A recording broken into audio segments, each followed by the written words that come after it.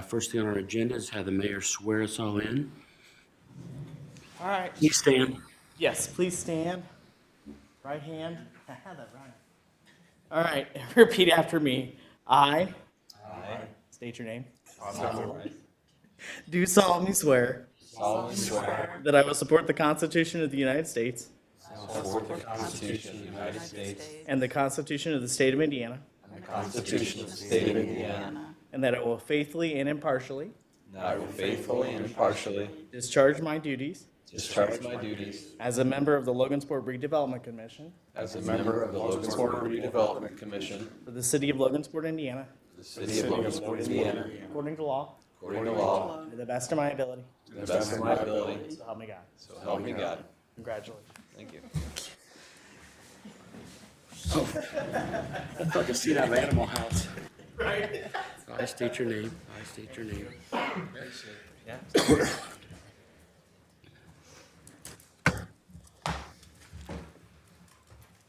All right. We are ready to rock and roll.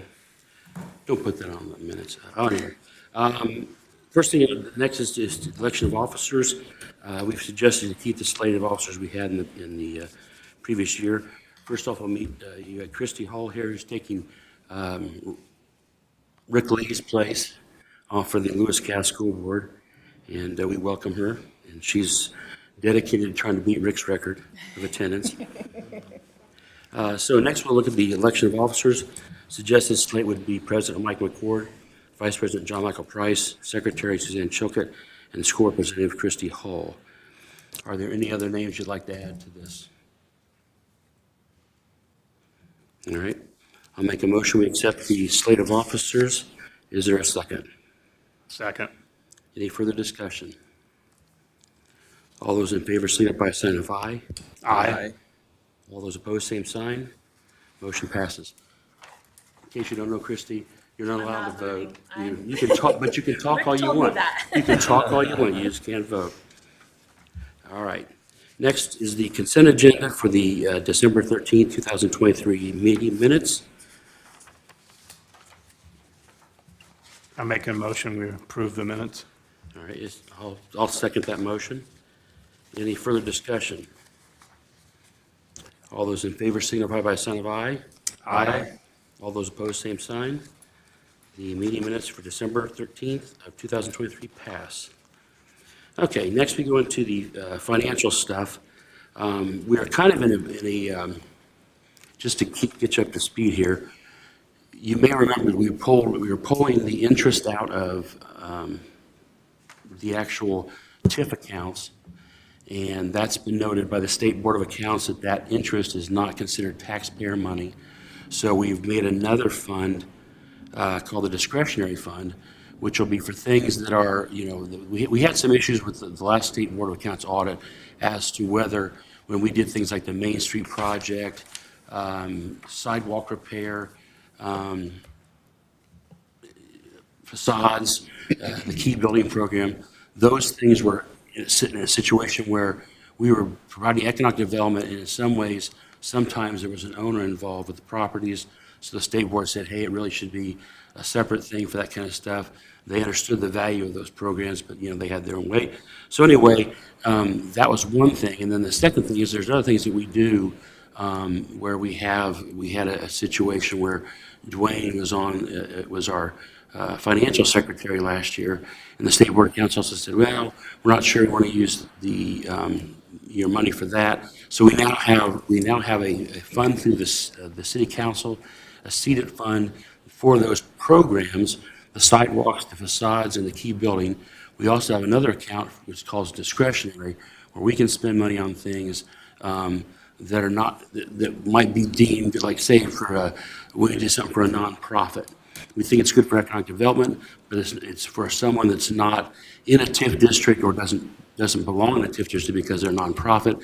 So we have this new account. So there's money being shifted now as we speak over to this discretionary account from the interest from last year. So I'll discuss that further. But anyway, if you look at your packet now, we would say, just for Christie's sake, we have three primary TIF districts. We have the industrial park, which is out at the south side of town, which is where Lewis Gas comes into play because it swoops part of that territory is where people from Lewis Gas reside. We have the downtown district, and we have the consolidated district, which used to be the Gateway and East End. And it was kind of weird because it actually used to go up to Water Street and up around, it was all over town. So now the consolidated is primarily, is everything other than the industrial park, the other thing. But it has a boundary to it. So the intention normally is that we are trying to encourage things to happen in a TIF district so that the money comes back and helps to develop that area. It's gotten weird over time. I give this speech all the time that when I first started, it was a 5-year term. So we said, hey, we want to go revitalize our south side of town.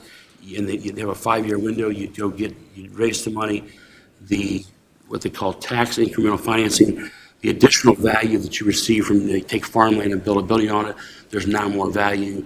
The TIF, excuse me, the TIF gets that money back to then spend to revitalize that area. Now it's going to 25 years,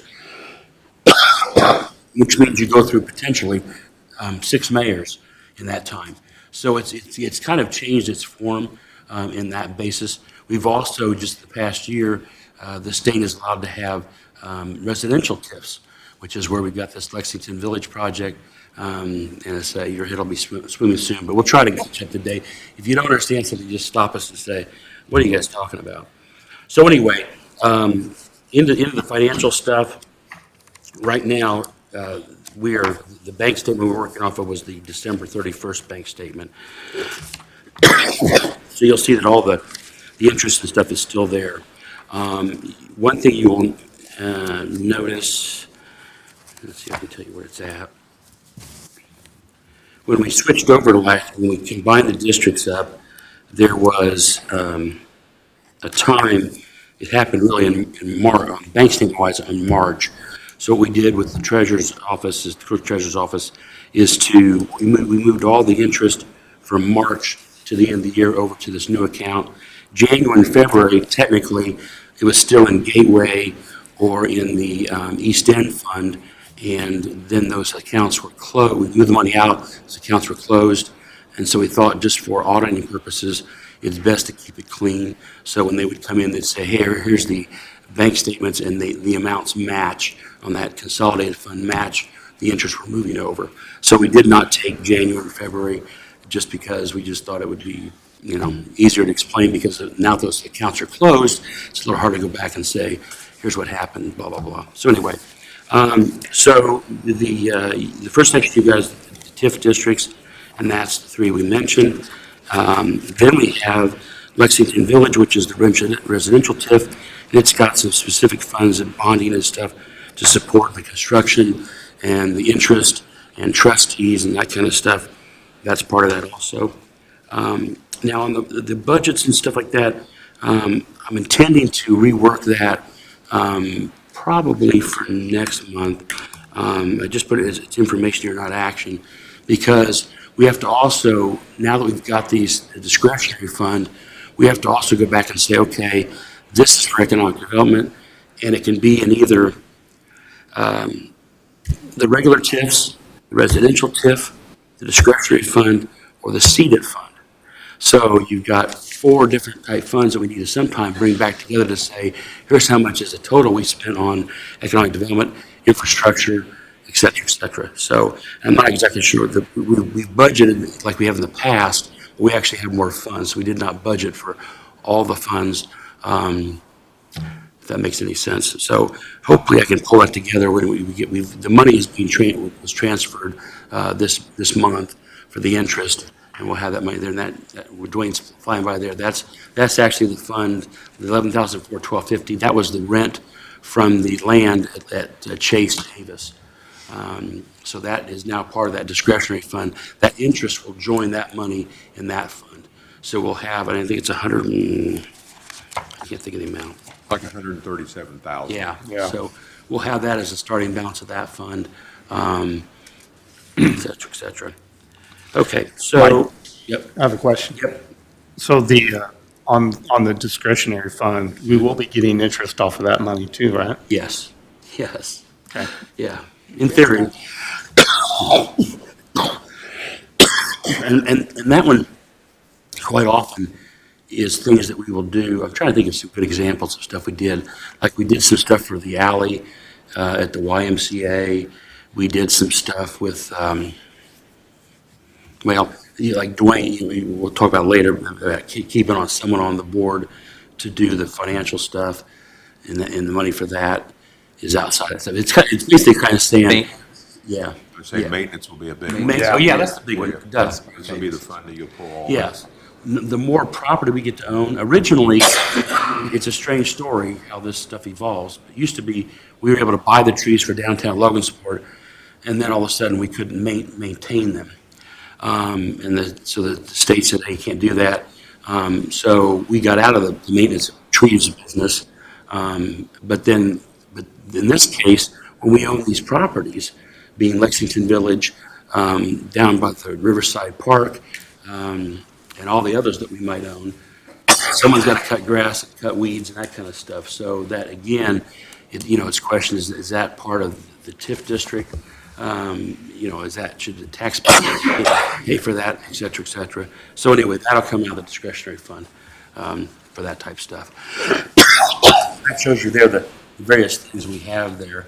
Economic development, infrastructure, quality of life projects, grants with matching grants, housing projects, sidewalks and curbs, exterior improvements, key buildings, training and education program, which is do like the career center and that kind of stuff. The financial secretary, legal and professional expenses, and miscellaneous expenses. So that's our categories right now. We used to have a maintenance category. We'll put it back in because we're going to have something again and probably call it property maintenance. And that in the case of, we're lucky with the case of Chase Davis because the farmer's actually maintaining that property. We're not having to cut the grass at the street level and that kind of stuff. So, but Lexington Village will be getting out of control soon. So we'll have that in our hands. And we'll have to figure that out, is how we contract who to maintain it and how often they cut it and how we determine that. So that is the fast run through that. So I guess I will make a motion to accept the financial reports for Hey, December. Mike, I've just got a couple Yep, things sure. real quick. So we did talk last month about removing the 130,000 from pending. Is that something we can officially take off? The 130,000 for the purchase of the land down by the riverfront? We did that already.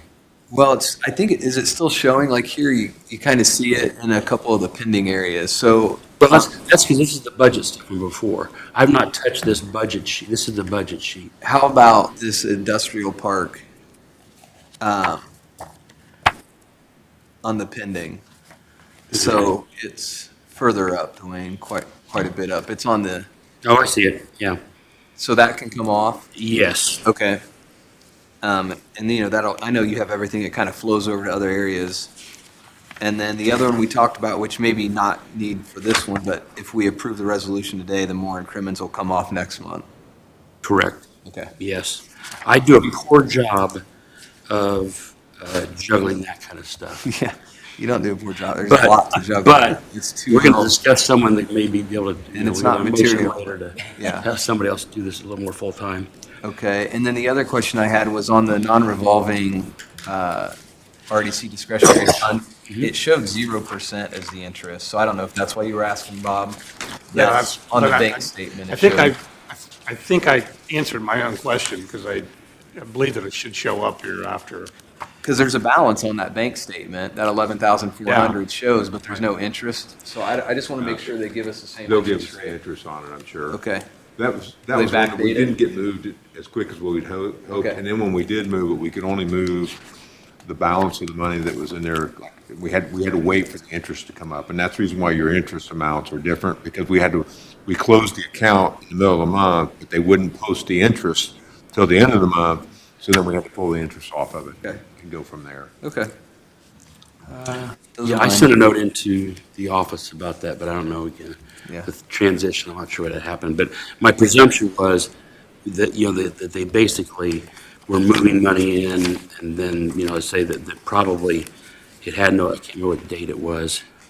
It says interest earned from December 27th to December 31st. Right. So it's like 5 days, and I don't know if, yeah, so I'm presuming, I was going to wait until we see what happens next month. Okay. And hopefully we should have something then. Okay. Sounds like that's it for me. But it should have interest, and it should be at that higher rate. 5.38 is what the rest of them are at. Or I guess 5.2. Yeah, through Yeah. most of them. All right. Anything else? All right. Made a motion to accept the financial reports as presented. Is there a second? Second. Any further discussion? All those in favor signify by a sign of aye. Aye. All those opposed, same sign. Motion passes. Yeah, in general, we got a lot of fixing to do.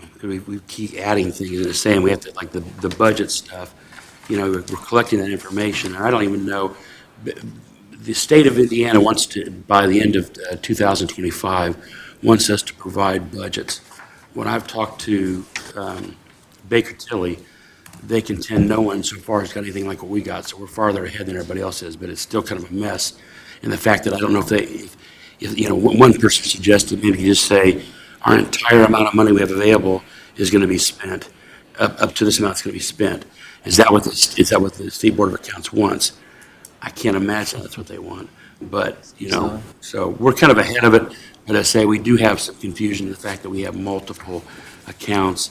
And does anybody want to see a total that says, okay, this is economic development, this is infrastructure. How much do we spend on infrastructure in all of the accounts? You know, the sideways, I don't know, you know. But for our own sake, it's going to be good to have. Now, the other thing that they've talked about is the fact that if you say you're going to spend $100,000 total on infrastructure and you can't spend over that then. So we've got to be a little careful that we don't pin ourselves into a corner when something comes across like Chase Davis did, where here's an opportunity. If we hadn't budgeted money for that, you know, blah, blah, blah. So anyway, that's forthcoming. You'll see there's the quarterly property tax statement from the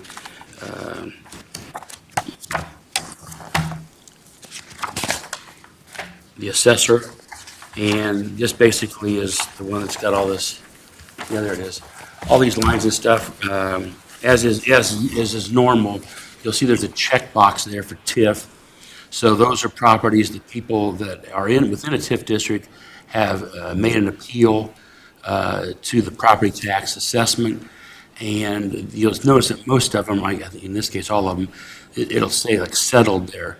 So really, it's not a case where, you know, there's nothing in major dollars there. Back in the day, we used to have some stuff with like the mall and stuff had not paid their taxes yet, so that was a concerning area where there was an amount.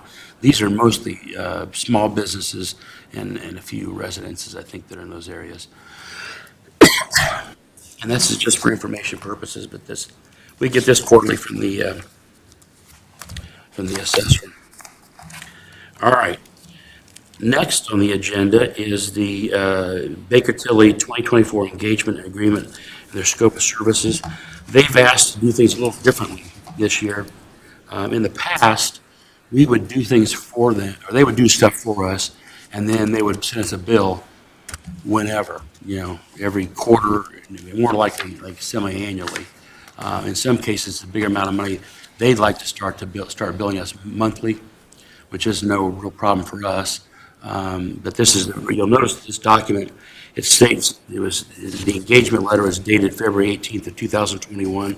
That's when we first started with them, and our first engagement letter came. This is the update to that, dated January 10th of 2024, and describes all the stuff that they do for us. There's some new things, again, with this budgeting stuff, there's going to be some new things. They've expanded what all kind of things they're going to offer us to do if we want it to be done. So this is just their agreement. Somewhere here, they're estimating the annual amount.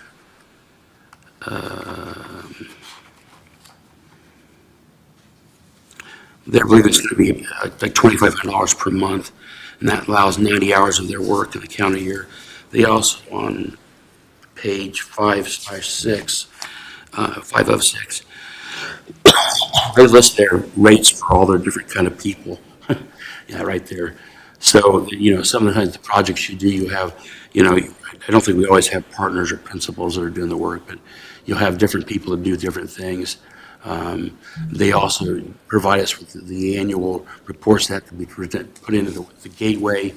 They work with the clerk's treasurer's office on that.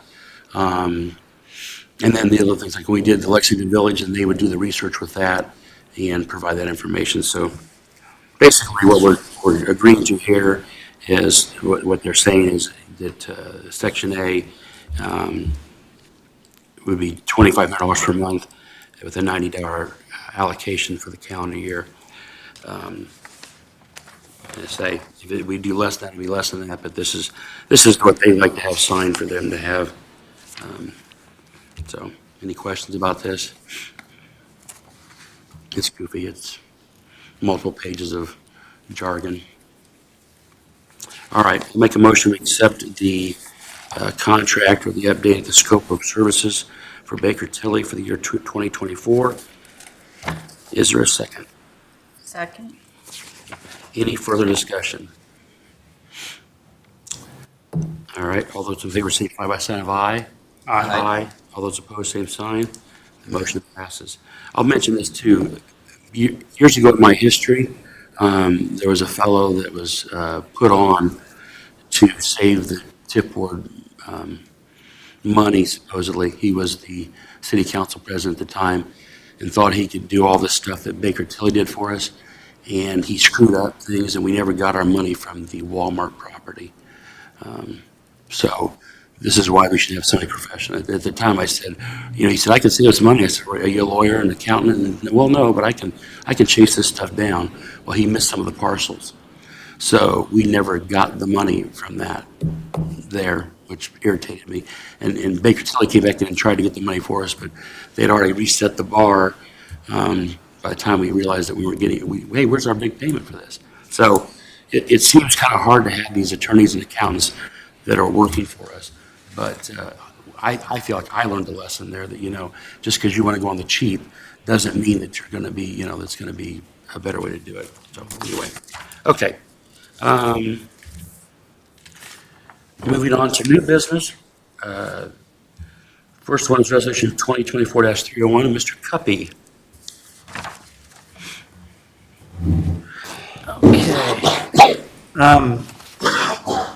Redevelopment commissions can enter into buying things like properties if they see it as good for development in an area. Your budget, the budget that we do have a couple line items that specifically are addressed to this. If we find something that we need to purchase, we do have a budget line item, and we also have an appraisal line item. You can't buy anything unless you get 2 appraisals. So the property in question is, on resolution 2024-301, is a property 916 Race Street.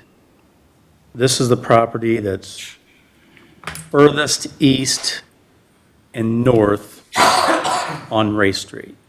It's a big blue house. That's how I'll say it. It's a big blue house.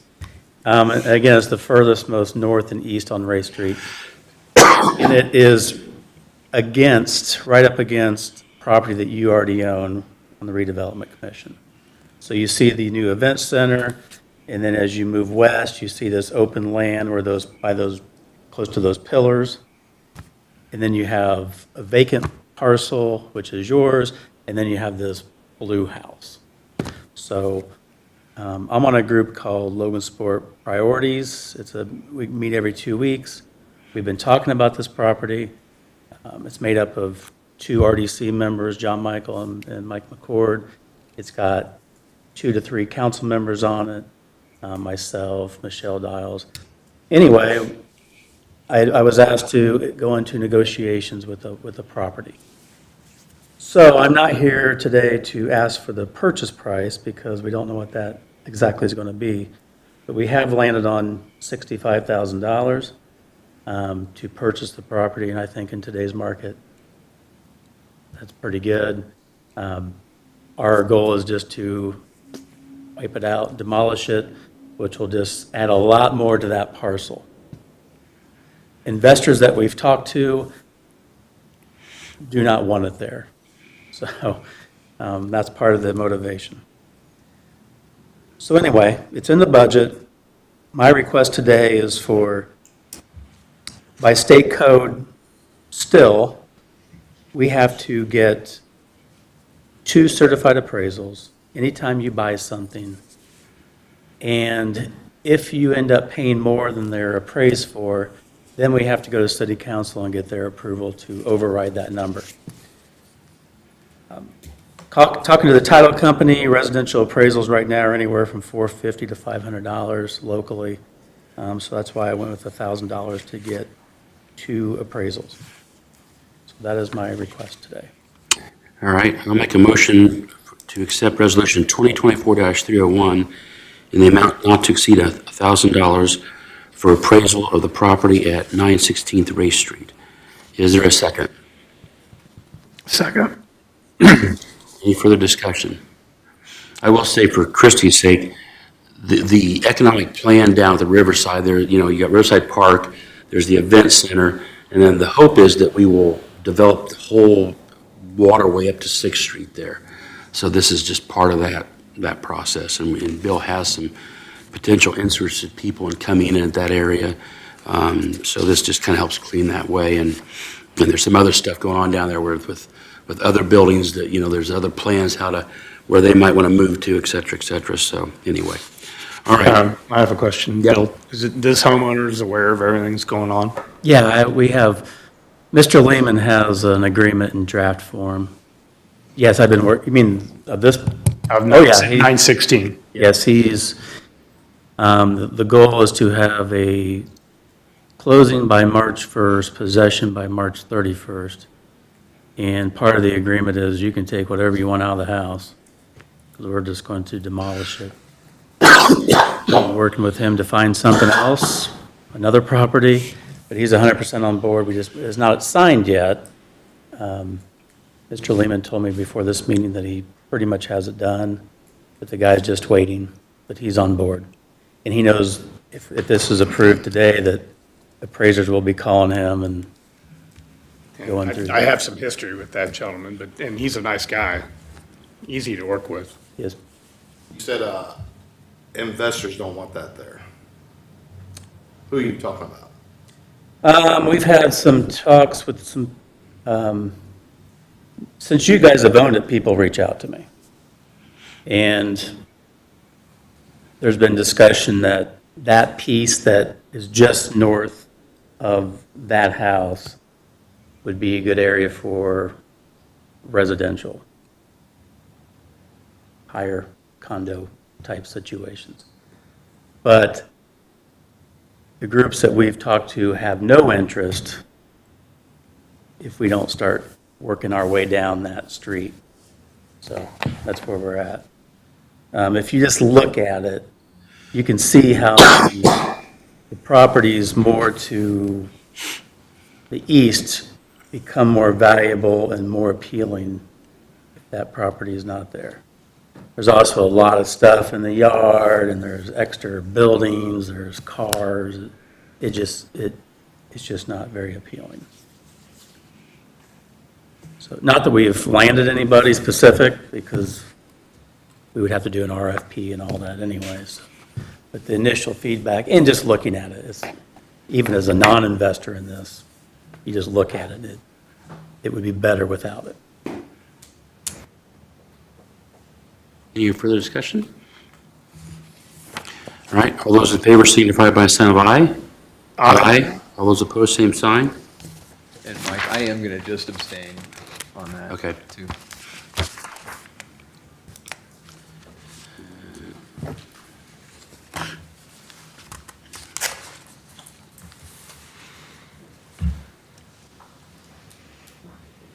All right.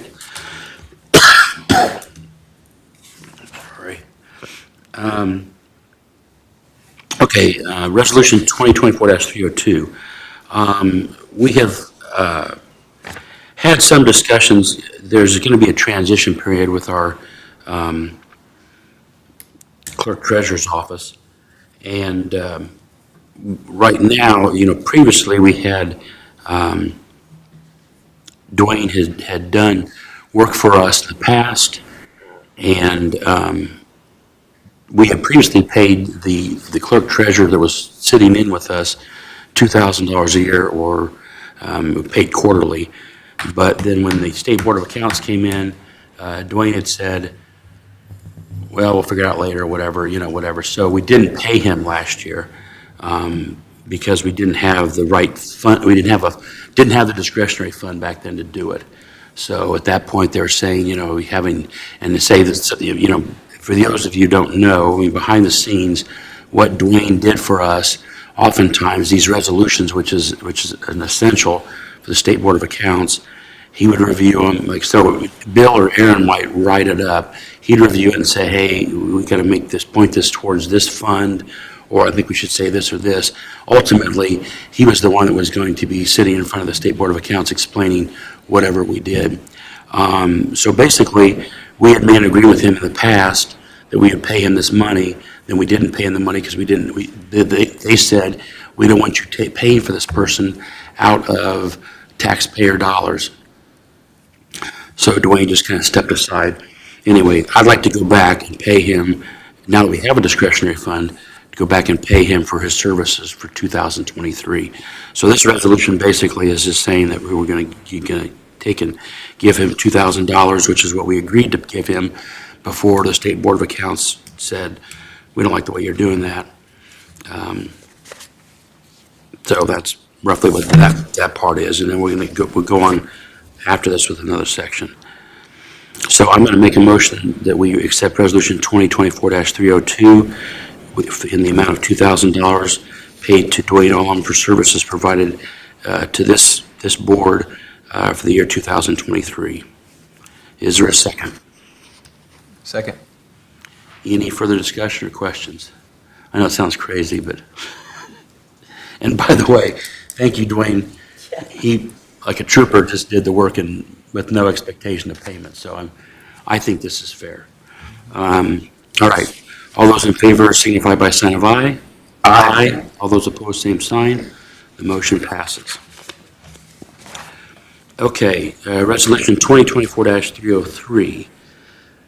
This is basically for this year. What we'd like to do, as I kind of mentioned briefly, there's a transition going on in the clerk treasurer's office, and the services that Dwayne provided for us. And I will say, oftentimes the minutes that Dwayne provides for us are like 18 pages long. And it's pretty clear for anybody that reads those what exactly happened in those meetings. So at first discussion with the clerk's office, they weren't totally excited about providing that services for us.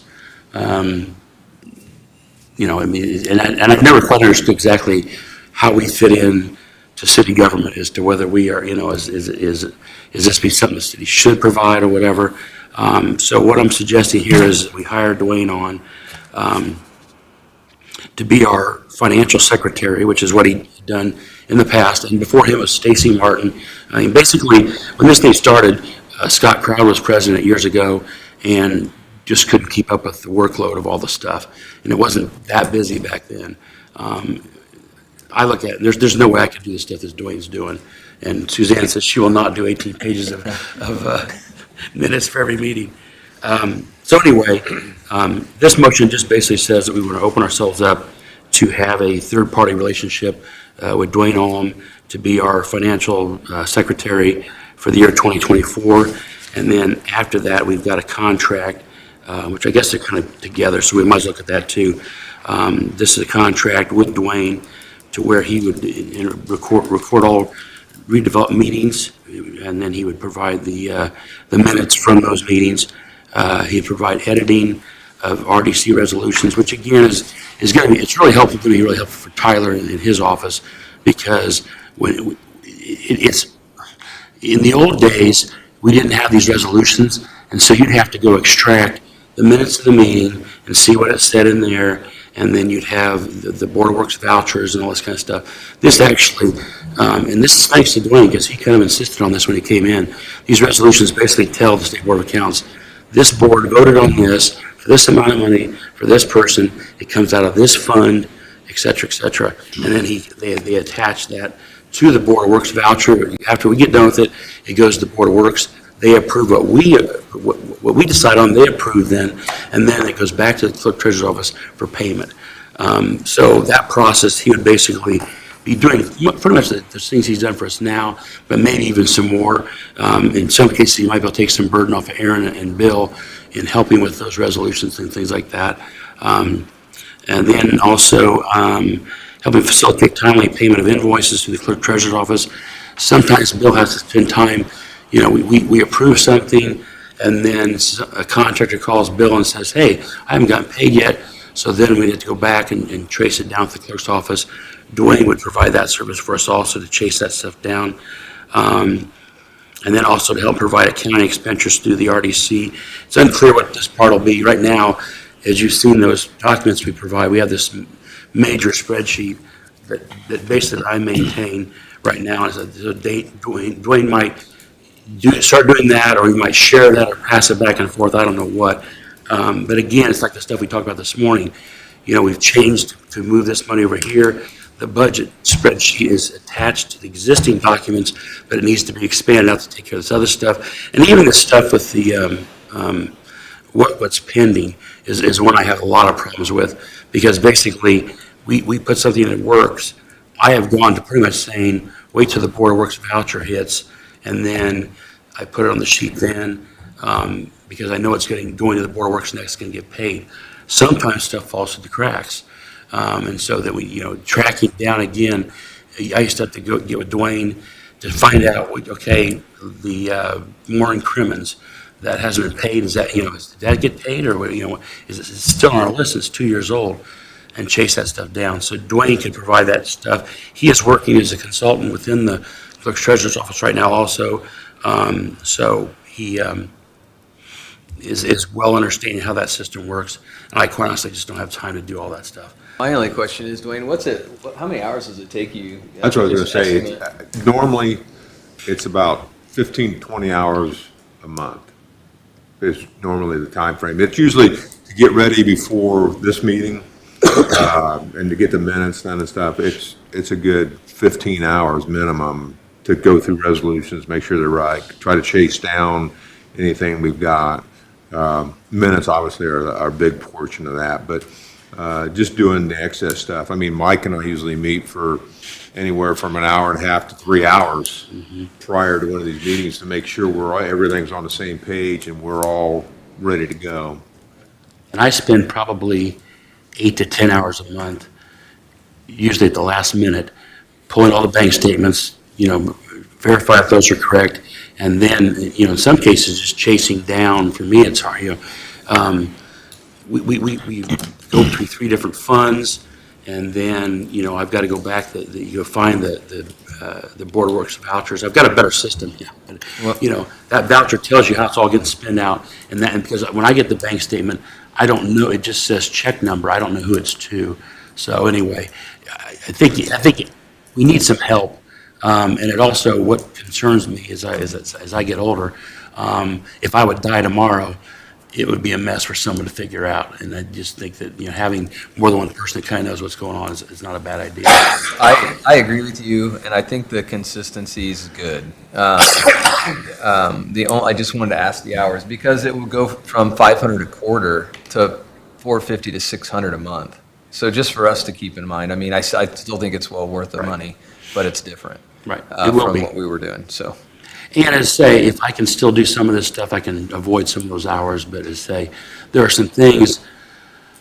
The double checking of stuff is the stuff that's always hard for me to go down to the clerk's office and say, hey, what about this? No, I get it. You don't have to explain really. I mean, I think we all get it, and Yeah. it's a big task, and it just makes sense, so. And I say, tip like this, like our minutes, or our packet this month is like 71 pages long.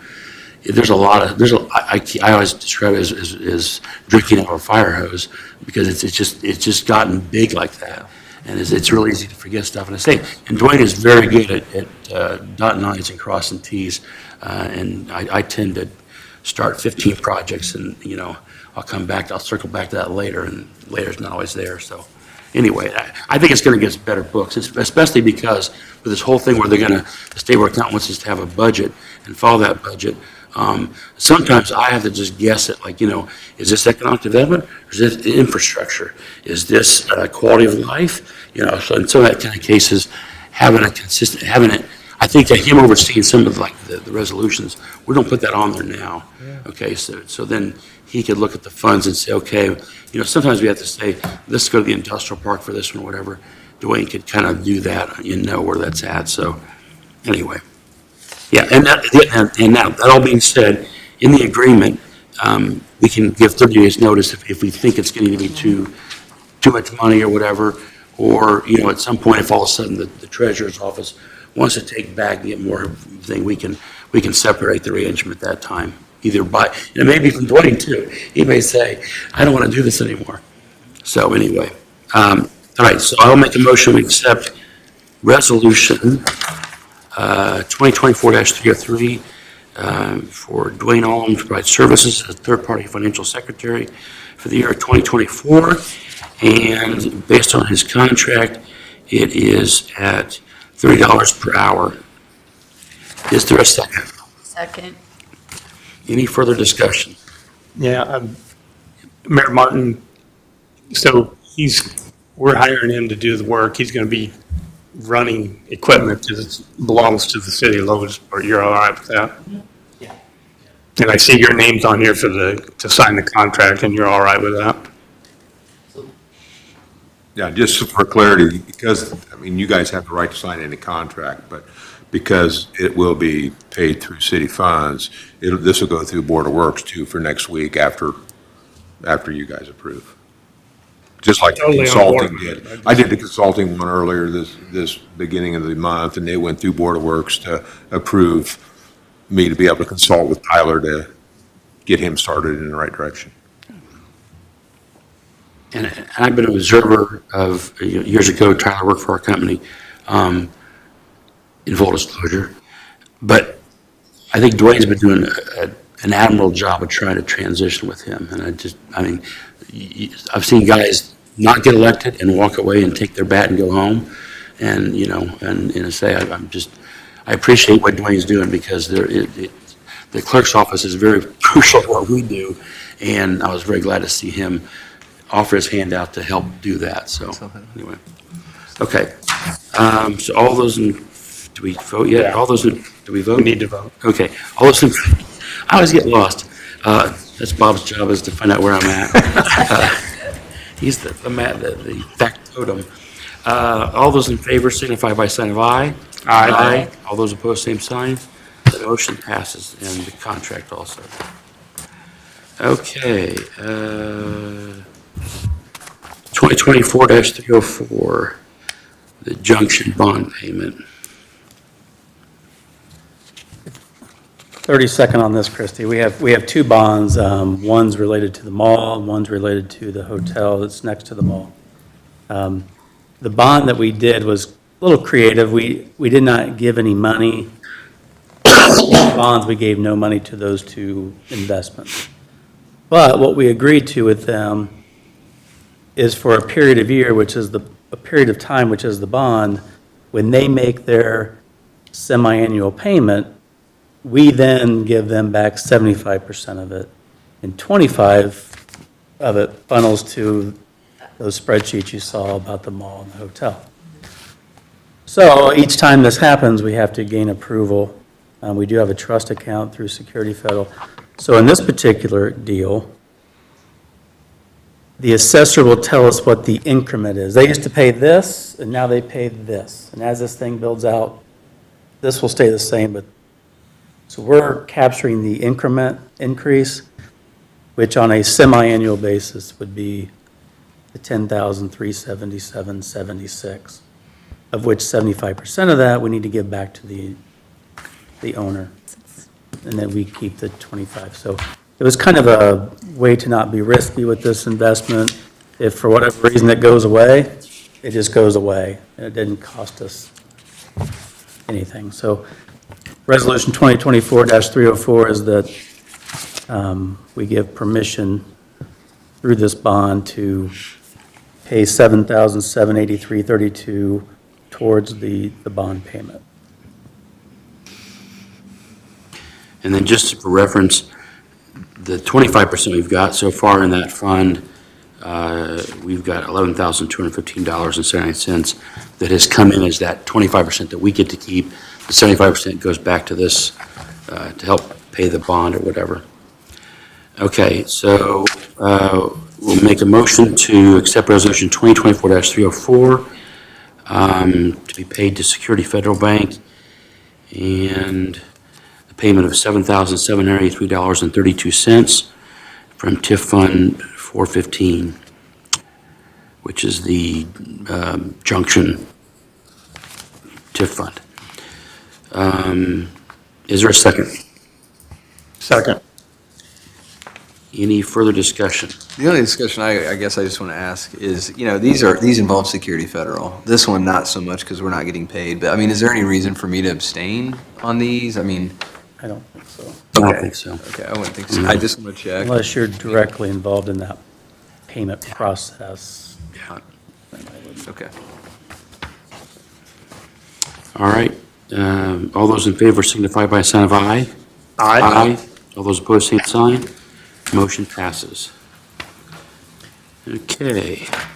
In the same type thing, The next one's the Resolution 2024-305. This is to authorize the payment to the agent of the bond, which is Security Federal Savings Bank, for the hotel bond. That annual fee to them is $1,500.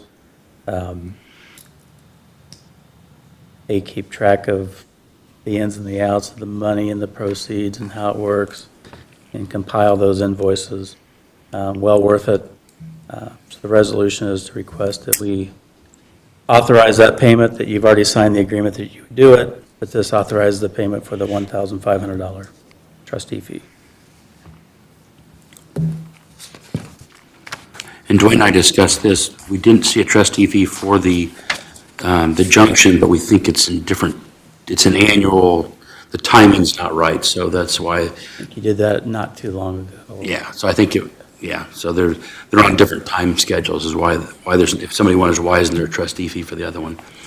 Okay, I'll make a motion to accept Resolution 2024-305 in the amount of $1,500 paid to Security Federal Bank to be for the trustee fees for the Salai Hotel bond.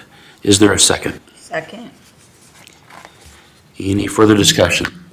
I've got one more thing, and this isn't just specific to this one, but it's for any payments going to Security Federal. I noticed in the bank statement that there's like a wire fee for $25. Will that always be the case, or can we set up an ACH to avoid that $25 fee? We can probably set up the ACH. I think part of that was the timing of it. It may have Because been. it I fell know it was- right at the beginning, Yeah. and they had to get it moved from the clerk treasurer's office. So Robin went ahead and just said, let's get the wire done on it real quick so that we would fall in compliance. Okay. So we usually get a month, at least a month's notice on those. And part of it too is following when the commission meets to approve it. Well, So as long as we get that advance notice, we can do it the month before. Okay. And then and I just don't know provide if a you need check. to initiate that ACH. We can initiate it. I don't know if you want that, but if we have the account number, routing number, name, everything like that, we can initiate and pull the funds when you tell us to. But if you've got a way to send the money, that's fine too. I just thought $25 Yeah, I think- is silly. Yeah, It was well, I think $50 already. I think we just paid by check last time. I think the That'd be last couple fine. times I've done it, I just walked the check That'd down be- and gave it to Heather. that's So fine, too. I think that's the simple Okay, way, and I yeah. really think that was what Robin's intent was this time. It just, the timing of it Okay. all didn't fall Okay. right. I just don't I want think to the spend first money on time that. we were running against the deadline, or we Yeah, maybe- oh, yeah. we kind of maybe went over Yeah, the yeah. line. Yep, So I think- okay. I just want to, otherwise fine. Okay. All those in favor signify by a sign of aye. Aye. Aye. All those opposed, same sign. Motion passes. one more of these, Resolution 2024-306. It's our third bond, Christie. We're throwing a lot at you. This is our third bond that are not like the previous two we just talked about. But this one's also creative. We created a residential TIF bond to build out Lexington Village, which is where all the homes will go. With that, we actually had to sell it to a third-party investor. And with that, there was more fees, more risk. The primary source of that payment will be the houses that are constructed, the property taxes that they generate will pay the bond. But there's a few years in there where there's no houses being built, no money being built, so we have what they call capitalized interest that was front-loaded on the bond, so we know we have payments through 2026. This payment is for, this resolution is for two things: $1,000 for the annual Security Federal Trust that we just talked about, their fee for doing this one. And then we have a $49,265.63 interest payment to the bondholder that we already have in one of those accounts that you saw up there, sitting there to be used for this purpose. So that essentially is what you're authorizing through this resolution to do. So the total amount of this will be $50,265? Correct? What? Yep. Yep. So I'll make a motion to accept resolution 2024-306 in the amount of $1,000 to cover Security Federal for the paying agent and $49,265.63 to Security Federal for the bond interest. Is there a second? Second. Any further discussion? All those in favor signify by sign of aye. Aye. Aye. All those opposed, same sign. Motion passes. My last one on the agenda is, the next one, Resolution 2024-307. Back in 2022, we approved some facade improvements for Moore and Crimmins. The condition was you do it all, and then we will reimburse you for the piece that we're funding, which was $14,800. It didn't get done, it didn't get done, it didn't get done, so it stayed on our books. He since has either sold it, gone out of business, both, but nevertheless, we won't be spending the $14,800. So this resolution revokes that, so you can take that $14,800 off of your encumbered money, so we can use it for other things. And John, like I know last month, you made a motion, and Yep. it's in the That's minutes, so we're good. But the feeling, and I talked to Mike about this, was we had done this for the 130,000, Yeah, that's and fine. it showed more formal. consistency for the board. Yeah. So I just felt like it was better to go ahead and, we could take, Mike could have taken it off with no problem, and Bill would have known it too, and, but I just felt like consistency-wise for the State Board of Accounts, it makes sense to pull this off officially. Yep. Make a motion to accept Resolution 2024-307. I'll second. Any further discussion? All right, all those in favor signify by sign of aye. Aye. All those opposed, same sign. Motion passes. Thank you. Okay, resolution 2024-308. This is an amendment. What we did originally, you'll see behind this, there's a, kind of discussed earlier, there's a chart here of all the interest in the different accounts and how we're moving it in. Two things about this. Originally, when we first talked about getting this account set up, we had not gotten the interest from December yet, so originally we were going to put in just the months of, January through November, and then skipping the consolidated part because of the way we changed from funds. So in this case, since we were still messing around, we said, hey, why don't we go back and just catch that December interest too, which makes it a little cleaner for us. So, we originally talked about, should we start moving this interest to this discretionary fund every month, every quarter, every half year, every year? I think it makes the most sense to do it by the year. So basically, we can show, our regular spreadsheet will still show, here's all the interest, here's the property tax disbursements, here's that total. Then at the end of the year, we'll clean the interest out and say, take the interest and put it in the discretionary funds. I think that probably is the best way to do it and least confusing for anybody that's looking at it, because otherwise we have to start, you have a beginning balance, and then you have interest, you have to be taking interest in and out. And I say, we're gonna have enough money, I think, that we can operate on $126,000 or whatever. We can operate on that without much problem, I think, at this point, anyway. All right, so. Mike, will you provide this, though, for monthly, so we'll watch it accrue month to month? Yes. Okay. It's tied to the other stuff, and It is, but yes. was it, is it tracking, like, if we did, I don't know what the maintenance out there is gonna cost, Right. and we may find ourselves in August having Right. spent the money. Yes. And so if we knew, Yeah. okay, it's been 8 months and we've Yeah. accrued this You'll- much. You'll even see though those they've not interests been are on each of transferred. the funds, those are there. Yeah. And then I'm pointing to those to this sheet. Okay, perfect. So it automatically fills it in, so I'll just put it, Yeah. I think I got in the packet this month, but yeah, Yeah, it's, great. I'll just have that as part of the thing. Thank And you. I think we need to have some way, I need to have sometimes it's like, there's so many sheets, I don't know what, we've got the discretion, anyway. Yeah, this I is sometimes think it'd be better to deal with a summary, but then, I guess for the record, it's best to have it there in case we get audited and they say, well, they didn't tell us that was, whatever. So, plus I've got to keep you on your toes checking for that stuff, John. Yeah, right. Yeah, I love spending my time. Hey, this is on there from 3 months ago. What's the? 4:00 this morning.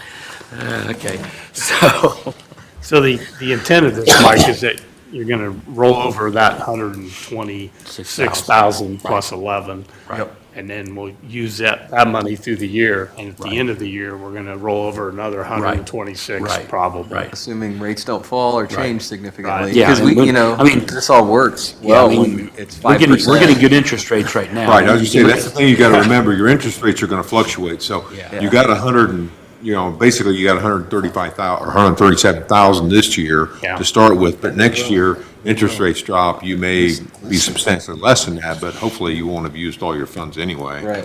And you'll still have money that you're drawing on. Yeah, ideally, this gets us through development out there on the east end. Right. So hopefully we'll use the funds. I mean, that's what they're there for, right? Yeah, Yeah. but we're gonna have to mow that property and do, I Yes. hope those houses come online so that by the end of that, and when rates are down to 1% again. And the other side is We will- you'll have those extra funds, you'll have your, your residential, you'll have more coming out of the mall, you'll have more coming out of the Right. hotel. I mean, you're gonna have more funds to draw from, even if the rates do drop. But, this year you kinda got a windfall. Yeah, and down at Riverside Park, we own some of that land now too.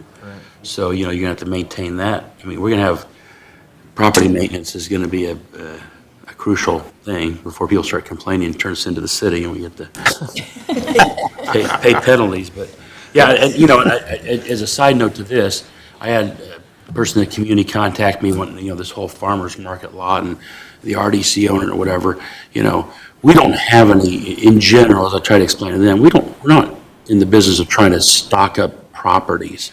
In the case of that one down there, there was a case where they were going to build an apartment complex on that farmer's market property. So it's easiest for the city to have the RDC take ownership of the property. You do your economic development. Typically, you're going to give that property to the owner as an incentive, and then we walk away. And it becomes a property that's now paying taxes. So, they were like, well, you guys, like as if we had some major loss. And they go, I'm not looking to have extra, there's no need for us to hold on to a farmer's market property if there's no economic development going on. So it's like, hey, we got you guys. It's like, we're not in the property business. And I don't want to, I don't want to go down and shovel snow off of it or anything else too. So anyway, people are kind of misconceiving like as if the RDC is out there grabbing properties, to be like monopoly or something like that. But anyway, so that's what's going on there. Okay, so I'll make a motion to accept Resolution 2024-308, the establishment of the discretionary fund, and should probably read off the amount. Second. Yeah. Total of $126,503.05. Got a second? Any further discussion? All right, all those in favor signify by sign of aye. Aye. All those opposed, same sign. Motion passes. John Michael, was that you the second or was it Bob? I did. I thought you did, okay. I just want to make sure. Yep. Hey, if I get to see Aaron. Oh. I'm down on your list. Resolution 2024-09, this is, I lost track, land acquisition. So, when we did the parcels, with the coal plant, the water plant, we brought forward all of the land that had to be actually surveyed and platted and all of that. Well, when I brought that forward, that was my focus at the time, and I had left out the 8 parcels that were already parceled out on the front of the coal plant. So this would be the land acquisition for that. So the city currently owns it and would be deeding it to you so that it can be all part of the track 1 that's there, that would be the coal plant. So this would be the frontage on Race Street. Is that from like 8th Street over to that first? Yeah, it's section? 8th to 9th, and then they vacated the alley. A lot of that is already under easement for utilities, so, you know, there's some things that are there, but then that whole property would be connected to the track 1. So these individual properties, how are they, I mean, are they Exactly, and have to cut the split? They're just They little like 30, slip. 30 by 150 and it goes all the way down? Mm-hmm. And that was never like that before, correct? It was, so these were the ones that had always been platted, but when we brought forward, the big concern was we didn't have platted property. No one owned the other parcels. So we were working on the surveys and working on creating new legals and doing all that. And so we, meaning the redevelopment commission, did get all the deeds and everything for those. But there's like 8 little slivers. I don't know if you can go to Elevate or not. So like, there's where the plant was, and then all these little ones right through here. So those are individually parceled and have been for ever. But the parcels behind it that are now parcels weren't ever parceled out. This whole, the building demoed right there, but this whole site. And so I think we had a problem, originally, we even like Riverside Park, all that whole, Yeah, there's no, so the river was there never was plotted no to parcel, anybody. yeah. And they're already platted. So that was along, it's actually not the, it's on the north side of Race Street, Yeah, so- but it's not to the river. correct. So it was just, I don't know why it was plotted that way and the rest of it wasn't. I have no idea. But the I would one, imagine there was probably houses Some there at houses, one yeah. time. Something. and I don't know why the property behind it never was, I guess is the question. But we worked out all of that on that back property, but those front few slivers, which are the parcels here, are the ones that we indicated would be with track 1, which is the coal plant. So this would just be taking those in with that. Make it one big property then. Correct. I mean, in parcels, just so that you guys know, there'll always be individuals, but we can combine parcels together to create one lot, basically. So whoever would get that one Want lot, to do that. would get that one lot, they can develop all of that. One big development could go there.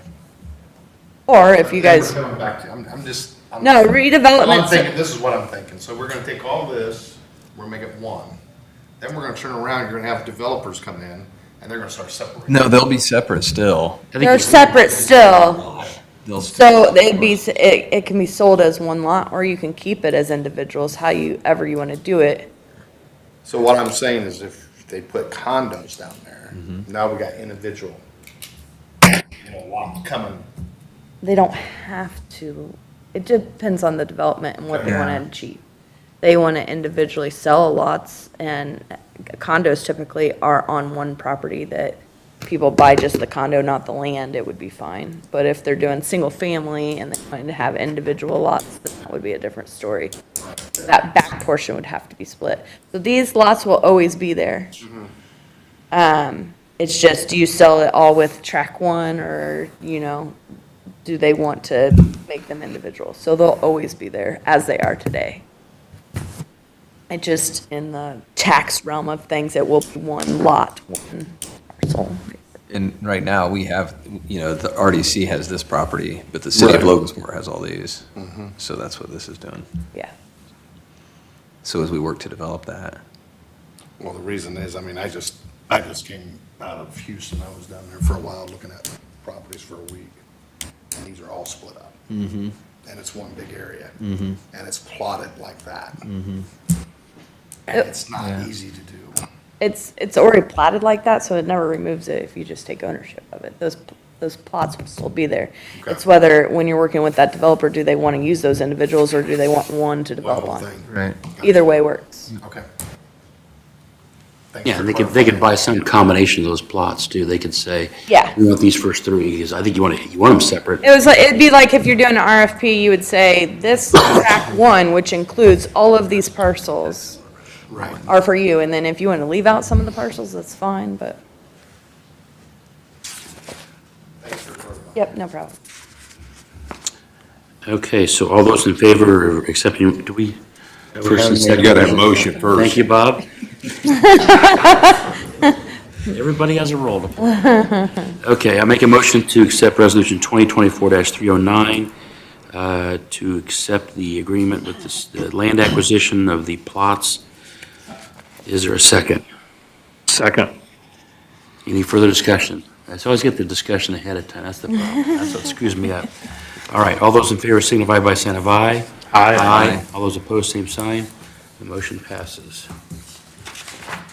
Okay, we then have, just for information purposes, I've got copies of the quitclaim deeds that are both for the Wheatland Avenue and Tangy Street, which is the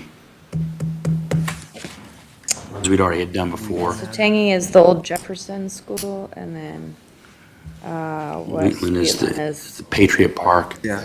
Yeah. So this is just stuff that's going on behind the scenes. I thought we probably should just have it on the agenda to show that we actually own it if again. you're okay, I'll go into new business, but discuss those. Go right ahead. So I guess the next step is an RFP on those properties. Patriot Park is still going to council to finalize the rezone of that property. It was zoned open space, so only park could be on that property. So it's currently going through the process to rezone, but Jefferson School is already zoned for duplexes or single family, which is kind of the area, I think, kind of the intent of what has been looked at being there. So that would be the next step. We could do Jefferson and bring that forward. I don't know if you guys want to review the RFP, or if you want just to have it sent out before we do it, who you want to. I guess I'm just telling you, next step on that property, now that you own it, this is the next step. So if we just want to say, this is available for residential uses from duplexes to single family, submit your proposal, and then you look at whoever bids on it and see what you like the most. I mean, you can do it that way, or if you're wanting to see something very specific, you can write it that you want 8 duplexes and see who submits. So that's kind of up to you guys. Do you want to just kind of open it up to whoever's interested and what they can develop on the site, or if you have specific things that you want to see happen? So I have a question on that too. Who makes that decision that we will put duplexes there? It's your property, so you would make the decision of who you want to Amongst pick. us. Yeah, so you would put out an RFP, and if you want, you can say, just submit housing proposals, single-family, duplex, then they would submit in, and then you guys would review those submittals and say, I think that one fits the best for the area. So then the question I have is, has people talked to the people that live there? Because I have. I mean, I'm a South Sider, so I know these people. A lot of these people have been there for like 30, 40 Yeah. years. So they do not want duplexes in there. That is a primary. It's area. zoned for duplexes, so you can, the board. That's why I'm asking you, because that area is house, Single the people that live there, they own it. Yeah. So that's. They don't rent, that's not a rental. Yeah, so if this board wanted to say, we want single-family development, submit your bids for single-family development, you could do that. I'm just telling you duplexes because that's allowed in that district. That's weird. I'm just saying, I don't know how some of the stuff comes up about, because if you talk to those people in here, they actually at one time, and this is what, I don't know what's gonna happen in the future. I'm just telling you what I know from people talking to me. They tried to buy that as a group from the school board. Yeah. And they got turned down. I don't think What they they could wanted to sell it do- to individuals is the Yeah, problem. that's the issue, I think. Yeah, and what They had to give it to wanted was another. keep from duplexes being put in there. Mm-hmm. If you talk to the people, they want individual homes, so I'm sitting there going, oh, goodness. So That's fine, so this board could say our RFP is for single-family development, and that's what you submit out, that's fine. And then that would be the only things that would be submitted to you is single-family development. So it's kind of up to you guys, so I don't know if you want to vote on that, put a committee together to decide what you want to put in the RFP. I'm just telling you, next steps on that one is do an RFP. I definitely would have to step aside because I'm interested in the property, to do what needs to be done. And my daughter's also, which we're separate, she's interested in the property too, to do things, so I would have to step aside.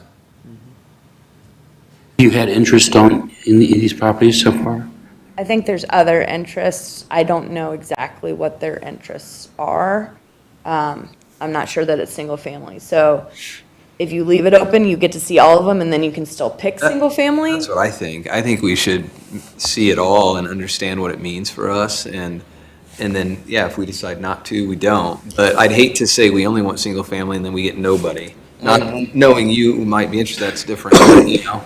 So I think we leave it open, Yeah, personally. so you can always decide, this mix of what they're doing is not, you would go through kind of a check sheet of what, does it fit the area, yes or no? Does it fit the zoning, yes or no? Does it seem to impact adversely? You can make your own check sheet of when you're reviewing the bids to pick what's gonna make the most sense. And that land is just single parcel right now, right? It's there's an alley that goes in between the two parcels. Yeah.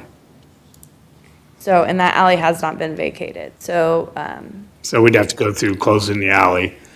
And then, development might not need the alley. If they're gonna face the house, the alley might be used for single family, if that's the thing, to get to their garage in the Right. back, or what have you. So the alley may not need to be vacated, and you can leave it up to that developer. If you pick one where the alley needs to be vacated, it would be that person that. well, more likely if you did a single family home, it would have to have an alley for trash pickup. A lot of the times, yeah. And those are, That would be what and I seen what my daughter was doing, she would do the same thing. Yeah. There would be an alley. yeah, because they're 6/10 of an acre, each of those parcels. So you could put 2, for sure, houses on each of those Oh, parcels. yeah. Maybe, Our density is pretty dense there, so you could put multiple. I Yeah. think you could almost fit 4 Yeah. on each. 4 and 4. Yeah, oh, wow. Wow, is that right? Yeah. yeah. So you're looking at about $1 million Yeah. or more with the homes there. Yeah, it is 4 on the other side. Yeah, so, Be nice on a I can put something together, just doing basically, we want residential uses from duplexes, single family, or mixture of the two, and see what they submit, or just leave it residential. I can send it out to you guys to review it before we submit it out. But I guess I just wanted to talk to you about next steps, because as you said, you don't want to just hold on to the property.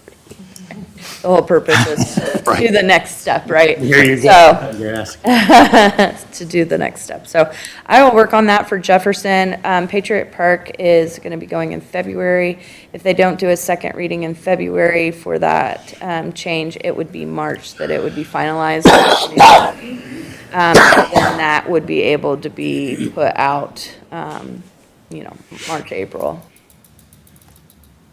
for RFP if you want.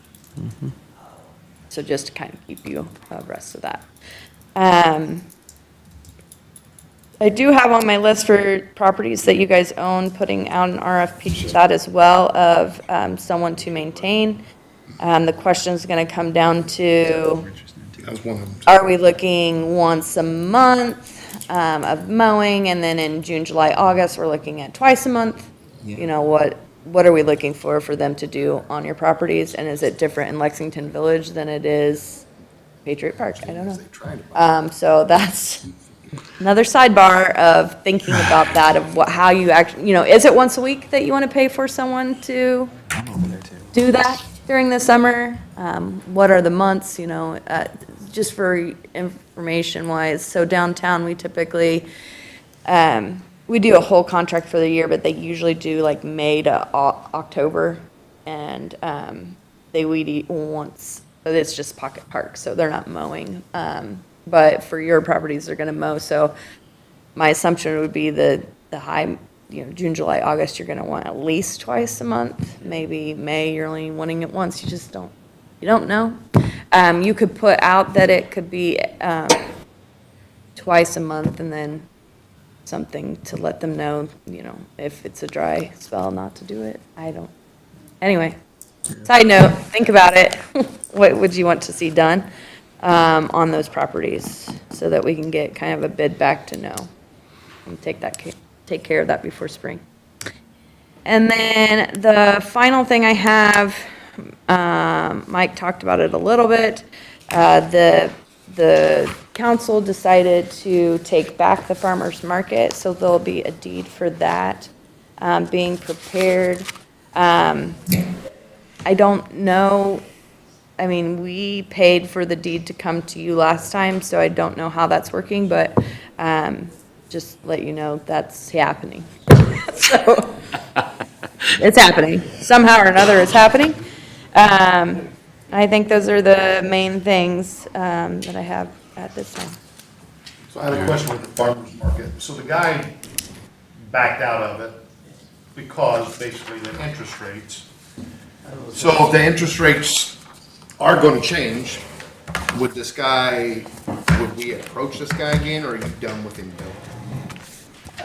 Done with them. As of now, with council funding it, we need direction from them on, they did not agree to put a covenant in the deed where it has to be a farmer's market forever. But I was trying to understand the temperature that night of what they want, so they wanted it back, so they have it. So we'll have to lean on them. Do they want it to be, they want me to bring them things that aren't a farmer's market? That would be a discussion I have with them. So as far as that, to answer that question, we could always reach back out to that guy. So these people that you're talking about, that once the farmer's market there, can we not go someplace else? We got so much empty going on downtown. We have no developing going on downtown besides the buildings that we currently have. So can we not move it I don't know. I'm all about downtown coming about. I've It's had gonna help some, all of us. I've had some interesting discussions with Kathy Corted, who's kind of the head of that kind of thing, and I can't quite figure out what they want. I suggested earlier when they were complaining about their stuff, why don't you bring it up to the lot at Eastgate behind Speedway? And, they're worried about it, and they would advocate a zoning variance, which is not a hard thing to do. And I said, my God, people go to Ruler Foods, Martin's, Aldi's, Walmart for groceries every Saturday morning, Coons's, and you could be right there. And then they worry about bathrooms. They said, you can use our bathrooms. There was no reason. To me, it's like common sense would say, are you about selling produce, or are you about, something else? And so, I went that direction with them and said, okay, fine, whatever you want to do, I don't care.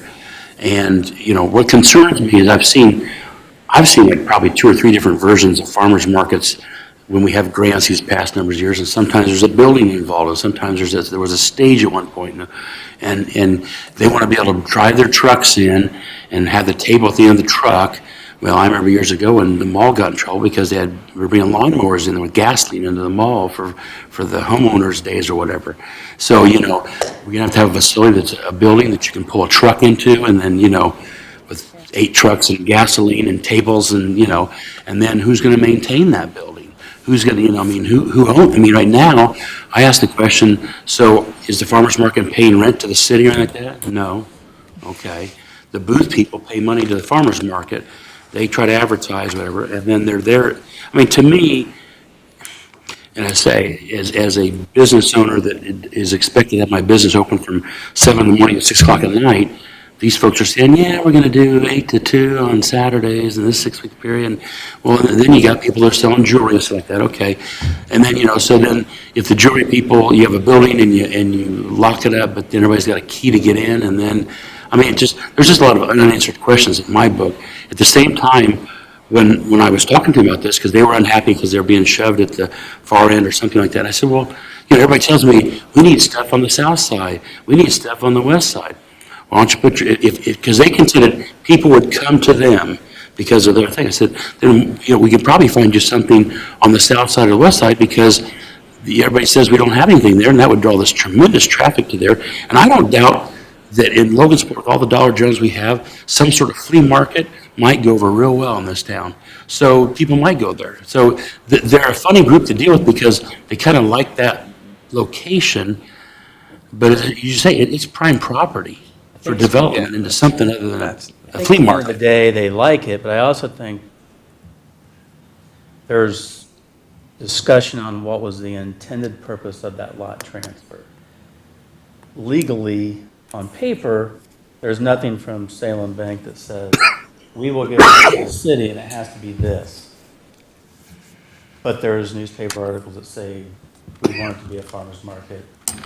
At the last council meeting, the farmer's market group interviewed Bill Salem, the owner of Salem Bank, and he had a long letter about, this is what we did it for, this is why we did it, we wouldn't have done it for any other reason, all farmer's market related.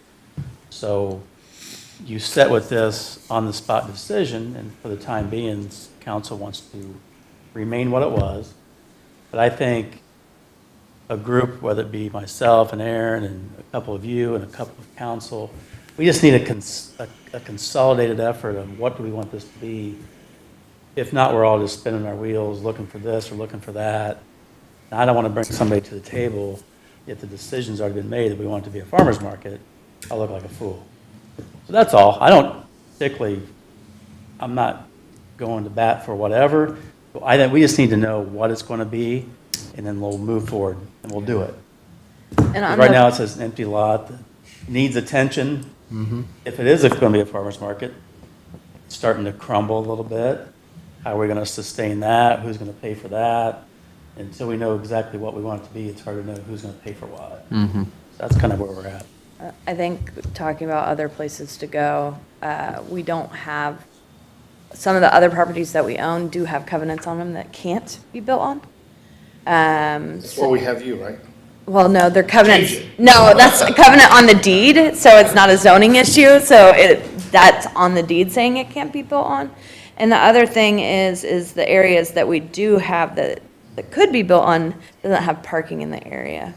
So this was kind of, there's some parking in the area, there's park in the area, there's a vacant lot, so it was the best case scenario if we were gonna do infill. Now, there's other buildings where people could take and fix them up into apartments. We obviously have some of those in the community, but a large enough lot for the units that people are talking about and that have parking in the area is kind of our issue of where. There are other lots even in that vicinity, though. So, that aren't prime for development.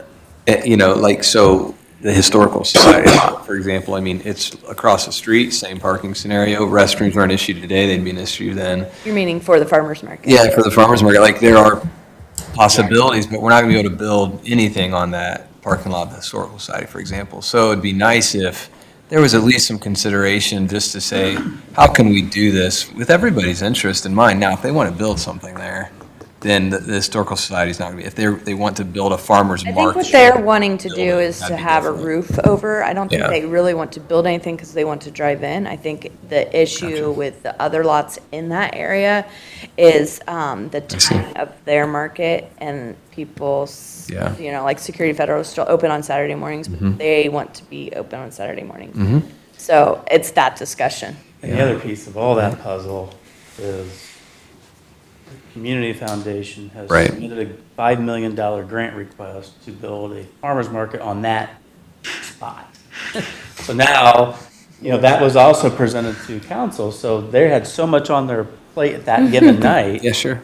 They had Bill Salem's letter, they had Community Foundation essentially waving a $5 million carrot, and they had emotions, so I understood why they said, Old. it's There's ours a for lot of now, people. let's just let this settle a little bit, see how the Community Foundation plays out.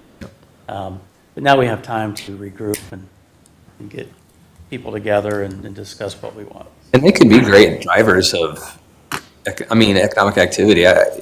Up in Madison, I know it's a very different area, but there's just so much that goes on.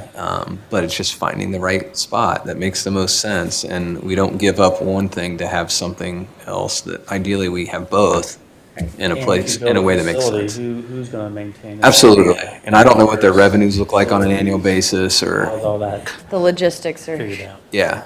That's Are all the interesting. stuff being played out. Gotcha. So we have so many different things going on downtown, regulations, whatever. And they should have been put in place many years ago, obviously, we got siding down here, we got building, we got a lot of different things going on. But why can't we put something in place saying, sorry, this is for development, that's it, no more, no less. that would have to be That's it. coming from the city itself, not regulation-wise. That would be something that city council would say. So city council needs to do something like that, and, to me, it's black and white, there's no rainbows here. We have to do this as a community and build our downtown. If city council couldn't understand that, then we have another problem. Well, maybe we have a problem. Let me just say a few things.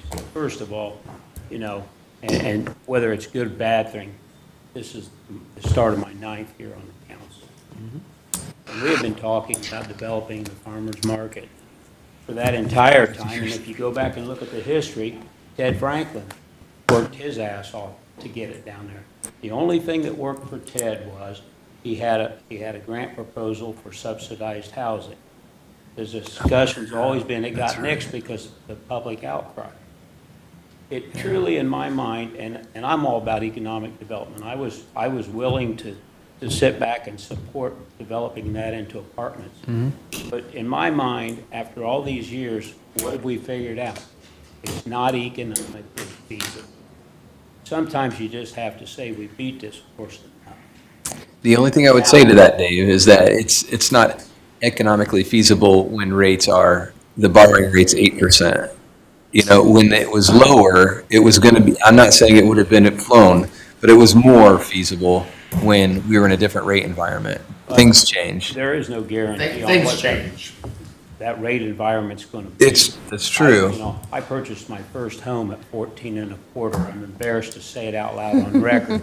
But for me, it was an investment at the time that I was willing to make. Yep. And the bottom line is here,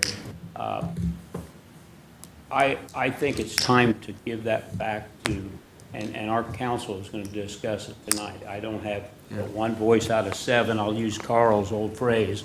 But the bottom line is, I think it's time to sit back, deed it back to the city like it should be. The agreement was 6 months. It's been over a year and a half. Yep. So deed it back to the city. We are even considering a covenant.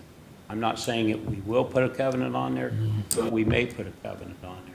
But one of the thoughts you could put with a covenant is, if the farmer's market were to cease to exist, the covenant would expire, and you could do whatever you wanted with it. At that point, they would have exhausted all their avenues. But, as a council member, what I think maybe is the right thing sometimes and what the community thinks is the right thing are different. And I feel like there's been enough outcry on this to give them the opportunity to work something out there, whether it is through Deanna. Her timeline is about a year. So for a year, in my mind, the farmer's market makes sense till we see what Lily decides with the grant she's applied for. After that time, if the farmer's market ceases to exist, people come and go. You see it in everything that we invest in, whether it be activities for kids or whatever. They go gangbusters for a while, and it's an up and down ride. So I'm just telling you my position as a council member, and we're gonna discuss it tonight, and, you know, truly, they came to us and they were as professional as any group that was ever opposed to anything in the years I've been on council. That's good. And in my mind, they made a good argument for sitting back for a while, reverting it back to where it belonged, and seeing how it plays out. You know, we've, like you said, there's all kinds of lots around town. The city's got another lot up here that, quite honestly, on Market Street across from where we're gonna have the Bat Museum. You know, it used to be a parking lot for excess police vehicles and all their stuff. Well, with their move, it's just an empty lot. And quite honestly, the city it's been an embarrassment the way we've maintained it over the years. But, you know, we've got other opportunities, and the council has been more than flexible in what they have given you guys the right to take possession of and to develop. And I'm proud of what you guys are doing. But I'm just saying, this is one of those times where it isn't about numbers maybe for a while. Sometimes it's just about the community. There you got my 10 cents. Yeah, I appreciate it. I've told people before that my take on the RDC sometimes is we're a conduit, that normally stuff happens around us, and then we are the conduit that gets things done, but rarely are we're not driving. We don't really have a dog in the fight to say, oh, we need to have a farmer's market or not. Well, and that's my biggest thing is, like, this, we have to have a farmer's market. People like it, I like it. But why are we taking an opportunity and closing it? Now, what I would say to you, Dave, is this. You've been around the city for a long time. You've been involved for a long time, and I appreciate that. But would your council members, any of them, say that we're gonna have an event center that's $4.5 million being built in Oakland, Indiana? Would they have thought that? I'm just asking you, would they have thought that? Look, let me ask you a question, Barry, from the economics and all that. I look at the apartments we built in the old Capitol. Yep.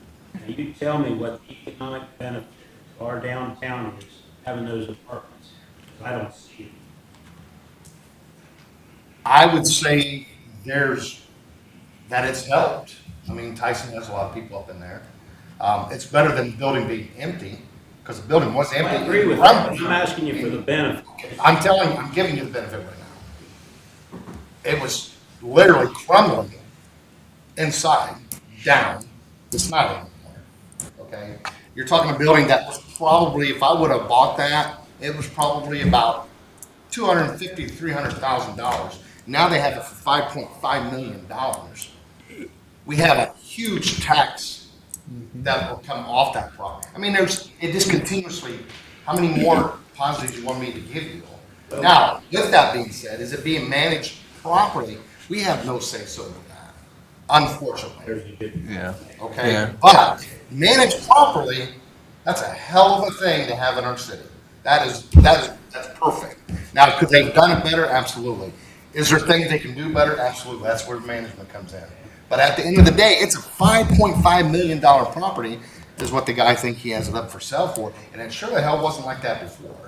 It's the same thing with the PNC building. That building was bought for like $250,000, $300,000. But is that, if we would sell that today, the investors, what's it worth today? Not $300,000, because it's been maintained and it's went up in value. That's what I'm saying with these other properties. If we don't give them an opportunity to be able to build down here, to have different things downtown, and we're gonna take that away from them and say, well, I'm sorry, I know it's a perfect lot, but we have a farm there. People would probably, and again, I come from the country. I have a lot of people that are farmers. My soon-to-be son-in-law is a farmer. I know all about the farmer's market. I love it. But to take something away for our community to have some more development, I think it's wrong. I think there's an area for them to be. That's what I'm saying. And I guess, you know, I respect the position on it, but we could use that same philosophy with the Jefferson School. Why should we be build 8 single-family homes because a few of the people around there are not in favor of it, rather than build some townhouses or something where we could probably get twice the taxpayers back, and done properly, it would be acceptable. Done properly with people that's been there for 30, 40 years, Just ask. I'm bringing it to you. We- So if you go in the south side, and we can go door to door if you like, I would love to. And we'll get those people's feedback, and they'll tell you that, no, they'll tell you this because I have. When I go in the area, and if I'm gonna purchase an area and put a lot of money into it, you have to investigate it. And those people will tell you, we are a predominantly, we live here, we own it, and we live here. We don't rent it out. The rentals are very little and in between in that neighborhood. And then we're gonna turn around and put rentals in there? I don't think that's And right. I get that, Barry, because we dealt with that with the Tiffin School. Right. The neighborhood rent, just what you said. But I'm just saying, if we have to decide on a hard decision. When do you listen to the public and when don't you? And my point as a council person is it's not always about me. And maybe, and Dave, I like you personally, and I think you've done a great job, but maybe that's where we should lean a little bit more towards that. And the town continues to do extremely well and build. So you come to the council, Yeah, the committee. I understand. All right. In case we need a little craziness, I've got one last thing to talk about. We got notice this morning that NIPSCO is, for the utilities going into Lexington Village, that they want to be paid before they go in there. And they'd somehow taken us off the list. They're supposed to do it in December. They didn't do it in December, blah, blah, blah, blah, blah, blah. So anyway, we just got notice this morning that we needed to do something about this. Now, in the past, the board has given me permission to act on the board's behalf for Lexington Village for crazy stuff. Aaron Deeper put together a quick resolution that would allow us to do that, and probably makes the most sense that we do the resolution, because otherwise we won't be meeting again for another month, and that puts NIPSCO back another month, and we have to have some way to pay them up front, because I don't know why, because NIPSCO is NIPSCO. So anyway, let me read this, what Aaron has sketched Oh, man. out. I wrote it in like 5 minutes. That's so all right. don't That take is, it's short, so I have to read it. Since we have one copy, I have to read it. So I'm going to read it short. Resolution 2024-310, resolution of the Redevelopment Commission to the City of Logansport, Indiana, approving the allocation of tax increment financing TIF dollars from the combined TIF district for NIPSCO installation at Lexington Village. Whereas the Logansport Redevelopment Commission approved funding for Lexington Village subdivision, and whereas the Redevelopment Commission has determined the additional appropriations are needed to provide Lexington Village NIPSCO utilities, and whereas the Redevelopment Commission is willing to appropriate $89,664.64 for materials and labors for said utility installation, now therefore be it ordained that the Redevelopment Commission of the City of Logansport, Indiana, does hereby take this official action. Section 1, Redevelopment Commission authorizes the use of not to exceed $89,664.64 from the combined TIF district for the purpose of NIPSCO utility installation at Lexington Villages. That's it.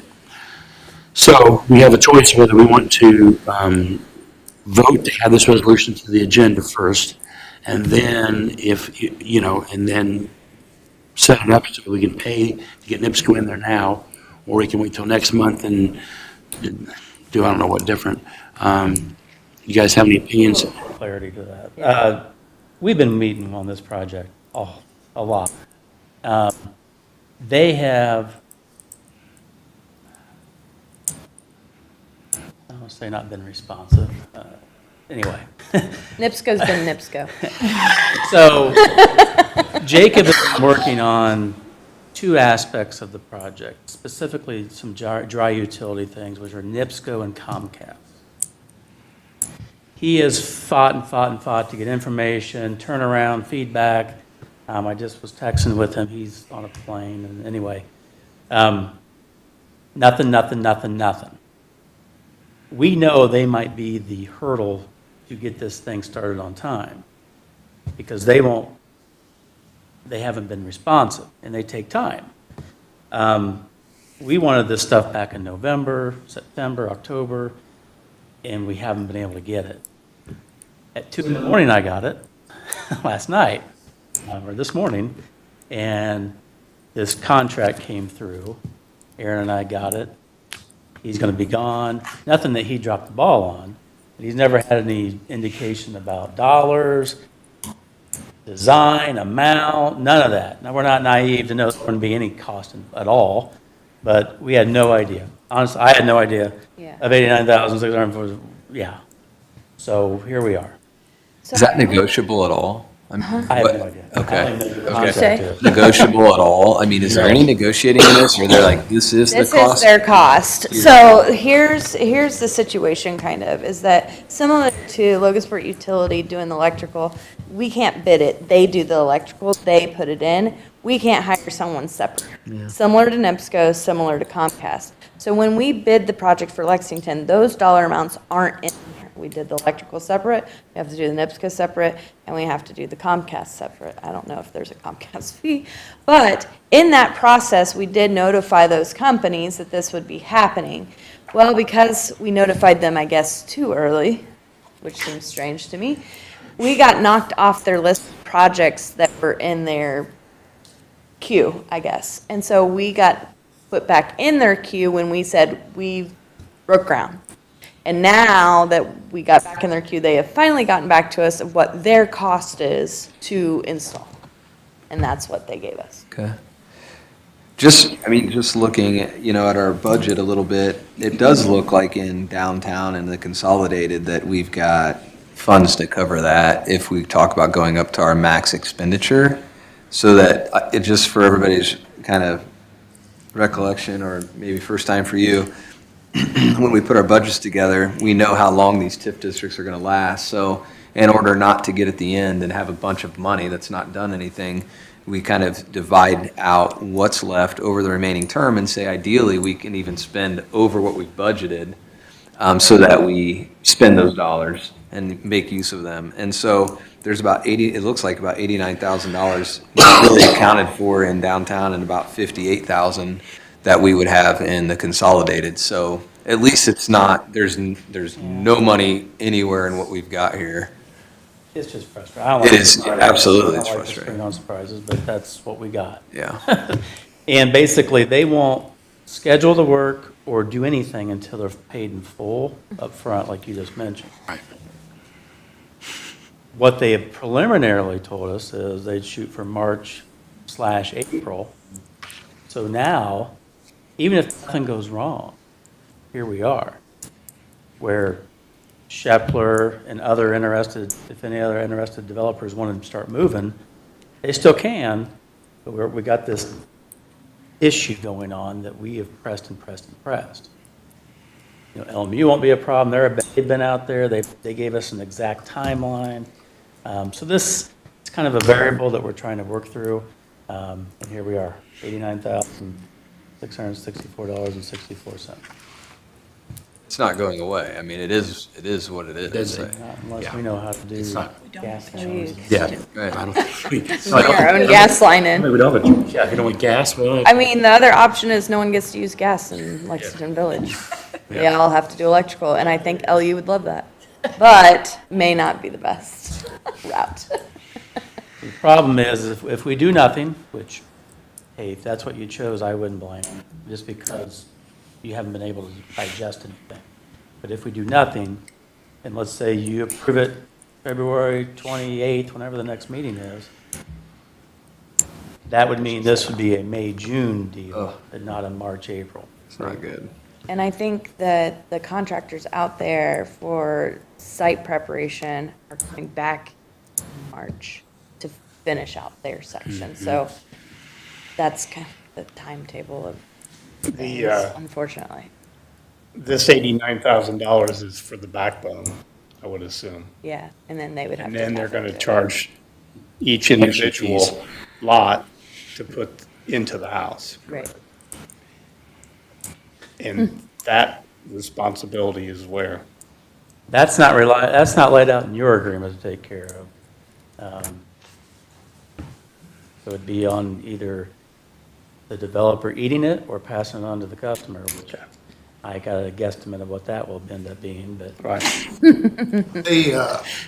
They don't typically charge if they can get to your lot. Okay. I've bought properties that the gas line's been retired for 5-10 years.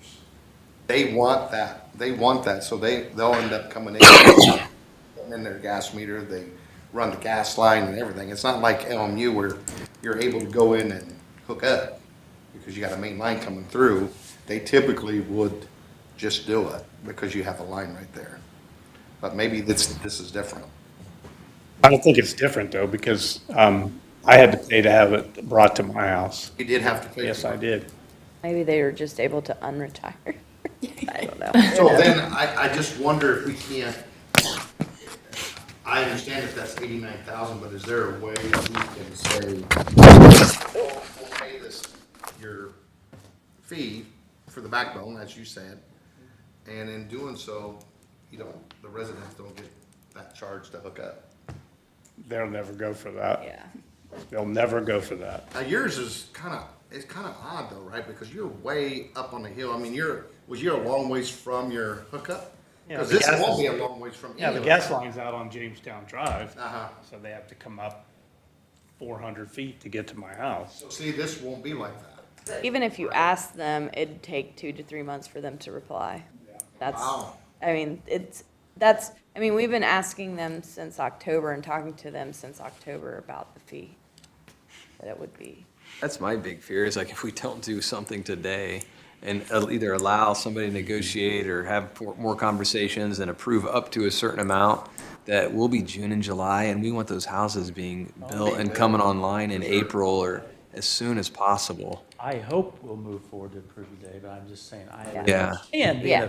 being a board member on other things, when you've brought something and you haven't even seen it. Right. Now, it does have to go through Board of Works, and they have to digest the contract and make sure they like it too.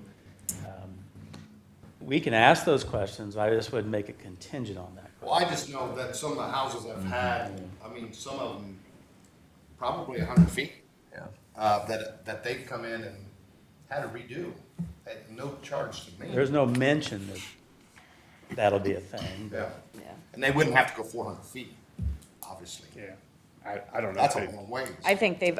We're gonna put you on the negotiating team, Harry, and you Put me in the just system, I'm ready to go. make it happen. Stop replying, probably. So, I know originally we were hoping to have a show home there last fall. And what concerns me is, we don't get property taxes until a year after you're there. So any delay we have here, sooner, we got some bond money set aside, and we've factored in a certain amount of time for people to get in place and to have that happen. I'm a little uncomfortable, just the money side of this thing is that, if I hear they have 3 or 4 people maybe in the tube ready to go, but it scares me that any delay we have puts us farther away from getting those property tax dollars coming in for those houses. I agree. For that. And I will tell you that North Central Indiana Planning Commission has said that, because that's part of our READY, has said that basically that Lexington Village is their poster child, because we have done pretty well in staying in budget, on time, and everything like that. These were additionals that we knew weren't going to be in the bid because we knew we couldn't put it in the bid to try to get other people to put a gas line in. We knew it was going to have to be NIPSCO. We knew LU would have to put in the electrical. Comcast had to put, or Frontier would have to put that in. So those just are unfortunately things that were going to be outside of that contract. We just didn't know how much it was going to be, unfortunately. and to my understanding, under Ready, there was a project that did not happen, so there was excess money that people could apply for, so we did send all of our, We did apply for it, but we haven't heard whether. so it's for $100,000 that we've applied for based on, we sent all of our stuff. A lot of these people don't even have, their projects don't have much paperwork. It's kind of pitiful. That's why we were the poster child, because we have all this stuff that we've done out there.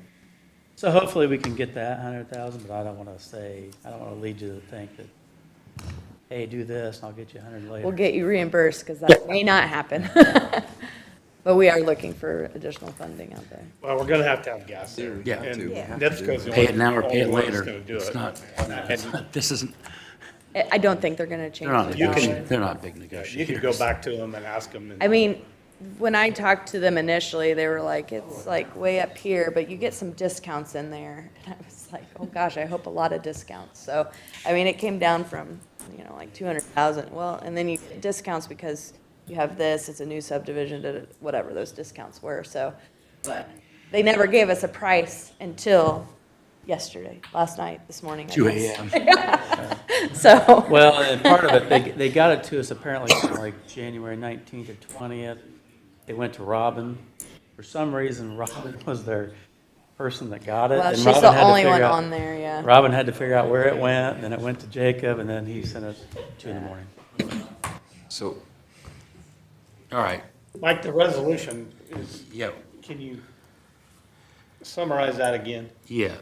Basically, the resolution says that we are going to appropriate $89,664.64 for materials and labors for utility installation at Lexington Village. I just said doesn't it say like where this time. from, like in terms, what fund or Right.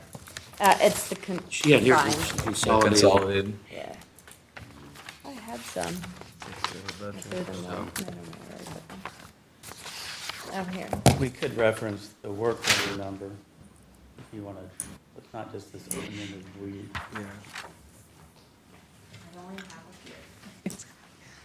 Yeah, we'll share one. And then, could you also modify it to include the account numbers? Because if you're taking it out of consolidated, put the actual account numbers down so that we've got them We hired documented. I don't know that number, so I've got them. wherever you want to stick it. I've got them. For consolidated, it's 413 slash 4449. Wait a minute, 413, 413 slash 4449. If you're taking it all out of consolidated. okay. So first you need to vote, add it. Okay, so yeah, I'm going to make a motion that we add Resolution 2024-310 to our agenda, and it is a resolution for the NIPSCO installation of their utilities at Lexington Village. I second. Okay? Any further discussion about just getting it on the agenda? All right, okay, that being said, all those in favor of putting this on the agenda signify by saying of aye. Aye. All those opposed, same sign. Okay, so now it's on the agenda. Now, I guess realistically, we're going to retype, I have the Word document, so you guys yeah. can. add Okay, the- so I'm going to make a motion that we accept Resolution 2024-310 in the amount of $89,664, or up to $89,664.64 to be paid to NIPSCO, and it will come out of the consolidated fund, which is fund number 413/4449. Anything else? All right, is there a second for that? Second. All right, any further discussion on any of this? All right, all those in favor signify by saying of aye. Aye. All those opposed, same sign. Motion I'll passes. send the word to you and Dwayne, and then you guys can tweak it. And the three of us apologize, we would not intentionally do that. Yeah. I mean, we Throw it honestly out. had no idea about This it. is how it works. I can't optimistically say that I've been told that there's 3 to 4 in the queue for this thing to start when it's time. So, They know it's a project at least, so hopefully they don't take it out of the queue like they did last time. Okay, do we have any public comments? Any board member comments? I do. I had called Mike, I don't know, last week sometime, but Bill, the Lexington Village, the retaining pond, just scares the bejesus out of me. As deep as it is, it's wide open. We own the land. Who's responsible when a kid falls in, can't get out, and drowns? I would imagine that as long as that's in redevelopment commission property, it would be At least on this the city umbrella insurance, would be my understanding. It's not required, it wasn't approved to be that, but if there's pressure or just the conscience of you want a fence around it, then that's something we need to bid out. I talked to F&K about it. They said it's very common to have nothing. But they understand we don't have these things around Logansport, so it could be a culture shock. And they said, do not do anything till the March, April timeline. But if we're going to do something, we have that amount of time to do something. I would like to just point out a couple of things on it. Have you walked it? Yes. Okay, so it is steep. It does have some leveled ground, but the water is not actually coming up that whole area. So the water is just coming up just a few feet off of where the grass is from where there's still dirt. So one of the discussions, our plan commission has been talking about it and actually is taking to council some regulations to look at retention and detention ponds when they come up in the community. But, because we don't have current regulations on it. But when they looked at it, they felt like if we were going to put a fence or anything, to not put it around the whole area, but at least around where there'd be water collected into the deeper section of it. When talking to F&K, they're not even sure how much water is going to be held there. So one of the things that we may want to look into in addition to that is doing like a seed mix or something. So if it ends up being dry, it's not just grown up weeds. So those are kind of two takes on what some discussions have been had out there, so. I went out there too, and I met with Erin and her group, and, you know, at minimum, there are houses that will be relatively close to the east. Not a lot, right? Because they're gonna span east, but there'll be houses there. There's a road, but you know, and having a toddler myself, just thinking, ideally we have our eyes on her all the time, but and there's a landing, but it's so steep that they'll be rolling. And it doesn't take more than a couple inches of water to have a problem. And so I feel like there needs to be something on the east side, at least on the east side. The west side is the senior care facility there. And then the south side is mostly B-dubs. So I They just. have a berm. Right. So I just think with the residential right there, I just think you have to have something. That's my personal, and even if you do some natural barricade but I think you've got to do something. So one of the things that we've talked about with our plan commission, because we were trying to put a standard in place of what you would have to meet, we couldn't figure out something because each one is so different, and coming in and what they're going to look like comparative. So we're just going to review each one. But one of the things was a lot of the communities, when I looked at their zoning regulations, the only thing that I really saw is that from like the bank of the water, within, you know, a couple feet of that, there would be a row of bushes or a row of something to catch you if you started rolling, instead of rolling into it. And then there wasn't, none of the ones, like I looked in Carmel area, Fishers area, Brownsburg area. I also looked in, I'd have to go get the list, but I had about 10 different places that I looked at regulations that they had in place, and no one had regulations for fences. The most that had anything was basically some sort of vegetation. So that's an option as well. In Zionsville, and I looked, I mean, they had a fence around the whole thing. Yeah, so it's up to that developer Yeah. on whether or not they put that in. There's Is that not how they actually fence regulation. around the Walmart? That was not required. That was something That Walmart was did. Walmart doing that. If this group, Walmart's perfect. I mean, that's an expensive fence. Yes, But very expensive. If that's what the group wants, we'll definitely get pricing, if that's what would help just. Well, I don't mean to cause a problem here. No, it's been talked about. It's been talked about a lot. Don't worry. It scares me to death to think That's- I don't care if we own the property or not. As a human being, it scares me to see how deep that is and how the possibility of a 5-year-old to tumble down in there and die. I think also the question is are you going to put it around the area that actually catches the water first? Because there's like an area where it would catch the water so you could dredge it, and then that water goes into the deeper area. That is probably 3 or 4 feet deep, but it's very flat. I mean, there's a roll from the one embankment, but it's basically where all of the tubing comes into from the rest of the site, and then it ends up in this flat area that then goes into the other area.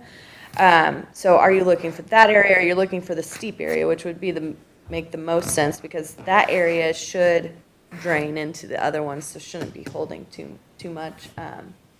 But if you're looking at an inch or two, it may hold an inch or two of water. Yeah. So at that, if that's concerned, then you're looking at a larger area as well, so. And I think in the future, I don't know when it will be, but there'll be some political, I mean, there'll be some law, there'll be something passed. I don't know when it will be, if it'll be in 5 years or 10 years, but 5 years or 10 years, it'll cost 4 times as much. You know, I just think we do what I think would be the right thing, the protective thing, and figure it out now. Reach out to That's my take. total fencing, unless there's other ones that you guys recommend Total too. fencing would be. And would That's gonna we be just do the east side? And the only reason why I say that is because there is a large tree line on the west side, and there is a berm already on the other side. I'm just asking, are we looking around the whole height or down to where the water is going to be collected? I think. I mean, as of what I remember as being a kid, there's no way a tree line is going to stop me from getting in a pond. And see, I'm thinking, and Aaron and I talked about this a little bit, I think it's different if some teenager intentionally does something versus a 5-year-old or a 4-year-old or something like that wandering over. They would have to really walk a deep, So he said if they want in there, they'll get in the fence too. yeah, a teenager or Yeah. something like that. Yes, Like if they're, I would agree. that's different. But I'm Yeah. just thinking about the 4 or 5-year-old or 2 or 3-year-old that just, you know, and it's probably not going to happen. But God, if we did, and we all Yeah. sat here and said, you know what, let's save the money. I don't want that on my shoulders. And so that would be my only thing, Bob, is that for those really, they'd have to walk quite a ways to go all the way across the north. I mean, because I think it should probably even wrap around the north a bit where it can, before they can get in that west side. But I guess I would look at, if we're going to do it, it's a large area, and my suggestion would be is where the water's going to be held, not the whole. Not to get in, yeah. Yeah. So you might have a decline to get to the fence. Is that what Right, you're- but the fence would catch you if you rolled or tried to get into I the water area. don't particularly want to take the advice of the contractor, because they're just, you know, they're getting the money and getting out. I don't want to take their Of advice. where the water would be, Yeah. it's engineered that way. It was engineered for the water to only hit a certain. And I would just worry, I mean, and you know, even if somebody's rolling down, I don't know where you're thinking about putting that fence in terms of like a catch, like to catch a child rolling. I guess I'm thinking of the first, so there is one platform. Right, plateau area Yeah, there. and there's a second one. It's not as flat, I would say, but I would say on the edge of that, so you'd have a walkway, you know, because that's what it was done. So they have two different, so it slopes down, then there's kind of flat area, slopes down, there's kind of flat area. At that second flat area, because that's where the water is engineered to go up to, that's where I would be saying to put the fence. It's So there's- definitely smaller then, but they roll a long way before they get to that point. I mean, in terms of head injury and those kind of things. I don't even know if it's just us for our decision, but these are just things I would worry about as a parent. We'll just get a couple different options. You know what I mean? I mean, I get it. That would minimize the size of the fence for sure going down there, and it'd protect water, but not from rolling 40 feet before they got to that point. Or I don't know how many feet, but When all these houses are done, will the RDC still own that retention pond? Well, so we. Will we have to maintain it forever? We transferred it all over because for the bid, they had to run the stormwater into that area that you were paying for. But once that's done, that can revert back to the city because you're not doing anything with it Yeah. anymore. So that would just be discussion. But the reason why all of it came over was because money was being spent Right. out of your Right, bond to right. do it. I didn't know if we're gonna have to maintain, I mean, I guess I'm trying to, are we looking at? Some will, some will. Somebody will have to maintain it forever, but not the homeowners. It'll be, because there's no homeowner association or. No homeowner association and no developer Interesting. based off contract is taking over that property. Okay. Well, one thing I did tell Mike was that there's been discussions, as like Bill has said, you've talked about it, and do you put a fence or not a fence? And a child dies, that mother and father are going to sue us, sue Bill, they're going to sue individuals, because we talked about it and we said, it's too much money, we're not doing it. I guess the question is, So- what are you doing? Yeah. Extent. I think getting proposals for something would be great. Just leave it at that. If need be, the Parks Department's looking at putting fencing around the dog park at Tower Park. And originally they were gonna do it all themselves, now they're talking maybe to Total. Maybe we can combine it to get a discount if we give them a bigger I would job. just make sure whatever you're doing has spacing between, not a lot of spacing, but so you can see Yeah. into that area. They should probably think there's- like I black think there's chain ways link. around. Walmart's would be great, it's just very expensive. The same with my house. I mean, it wasn't crazy difficult. It does. Nice looking. Oh, it was, So easy. yeah, it was easy to put up, and I can't tell you, I can't remember the cost, but Yeah. it wasn't real high. What was it? It's the aluminum fencing that, same thing as you got a Walmart. kind of like Walmart. I'm not sure exactly, I haven't gone up and looked at Walmart's, up close, but I have it in my backyard. I do too. So, I mean, it wasn't that expensive. Easy to install, even with It's a building large hills and area. everything. It's easy. Yeah, I agree. It's a Worst large case- area. Couple acres, But we could do it for less than $89,000. You could, maybe. Yeah, who knows? Who knows? you could always, Total you fencing could always is go to expensive. like that black coated chain link fence, but you kind of see Yeah. through it. I mean, it'd be cheaper. Yeah, but the houses is supposed to be being built there. Yeah. You want something Make it nice. look nice. Want something. I'll get pricing. Great, thanks, All right. Bill. Okay. Last thing I have, and I know you guys haven't got it. There's still a lot of pressure from the state to eliminate TIF areas. So, I've been asked, actually going in front of the House Ways and Means Committee, we are submitting your projects that you funded in 2023 for the school stuff. Because a lot of the resistance comes from school lobbyists that want the money. Now, locally, we want TIF, but not every school is like that. So the school side's saying, no, we don't want TIFs, we want all that money. We are presenting to the House Ways and Means, look at the projects we did for the schools. So that's why I asked you for the list, just to keep, we're trying to have a pulse on this. Good. Because for whatever reason, year in, year out, they try to cripple what you Yeah. guys can do. Yep. I'll keep Just that. for Christie's sake, there was a time that we actually did a pass-through and gave the money back to the school. The school's the biggest loser when it comes to the money. However, our experience kind of is head counts where you get most of your money to schools. So if we can keep people living in the community, and that's why I'd say, in the original days of TIF, it was like 5 years, so the schools would get their money after 5 years. 25 years is like a lifetime in the school's life. But it is something where if we can try to keep people living in the community, going to the schools, head count is your biggest bang for your buck, so. Absolutely. Anyway, okay. Any other comments, any board members? Okay. I will call this meeting adjourned at 1:17. Thanks, everybody. Thank you. Welcome aboard, Christie. This is kind of a boring meeting. This has been so boring, so hope we get to something a little more, gets a little more fire next meeting. I find it interesting. All right. You got time for Dora? Yeah.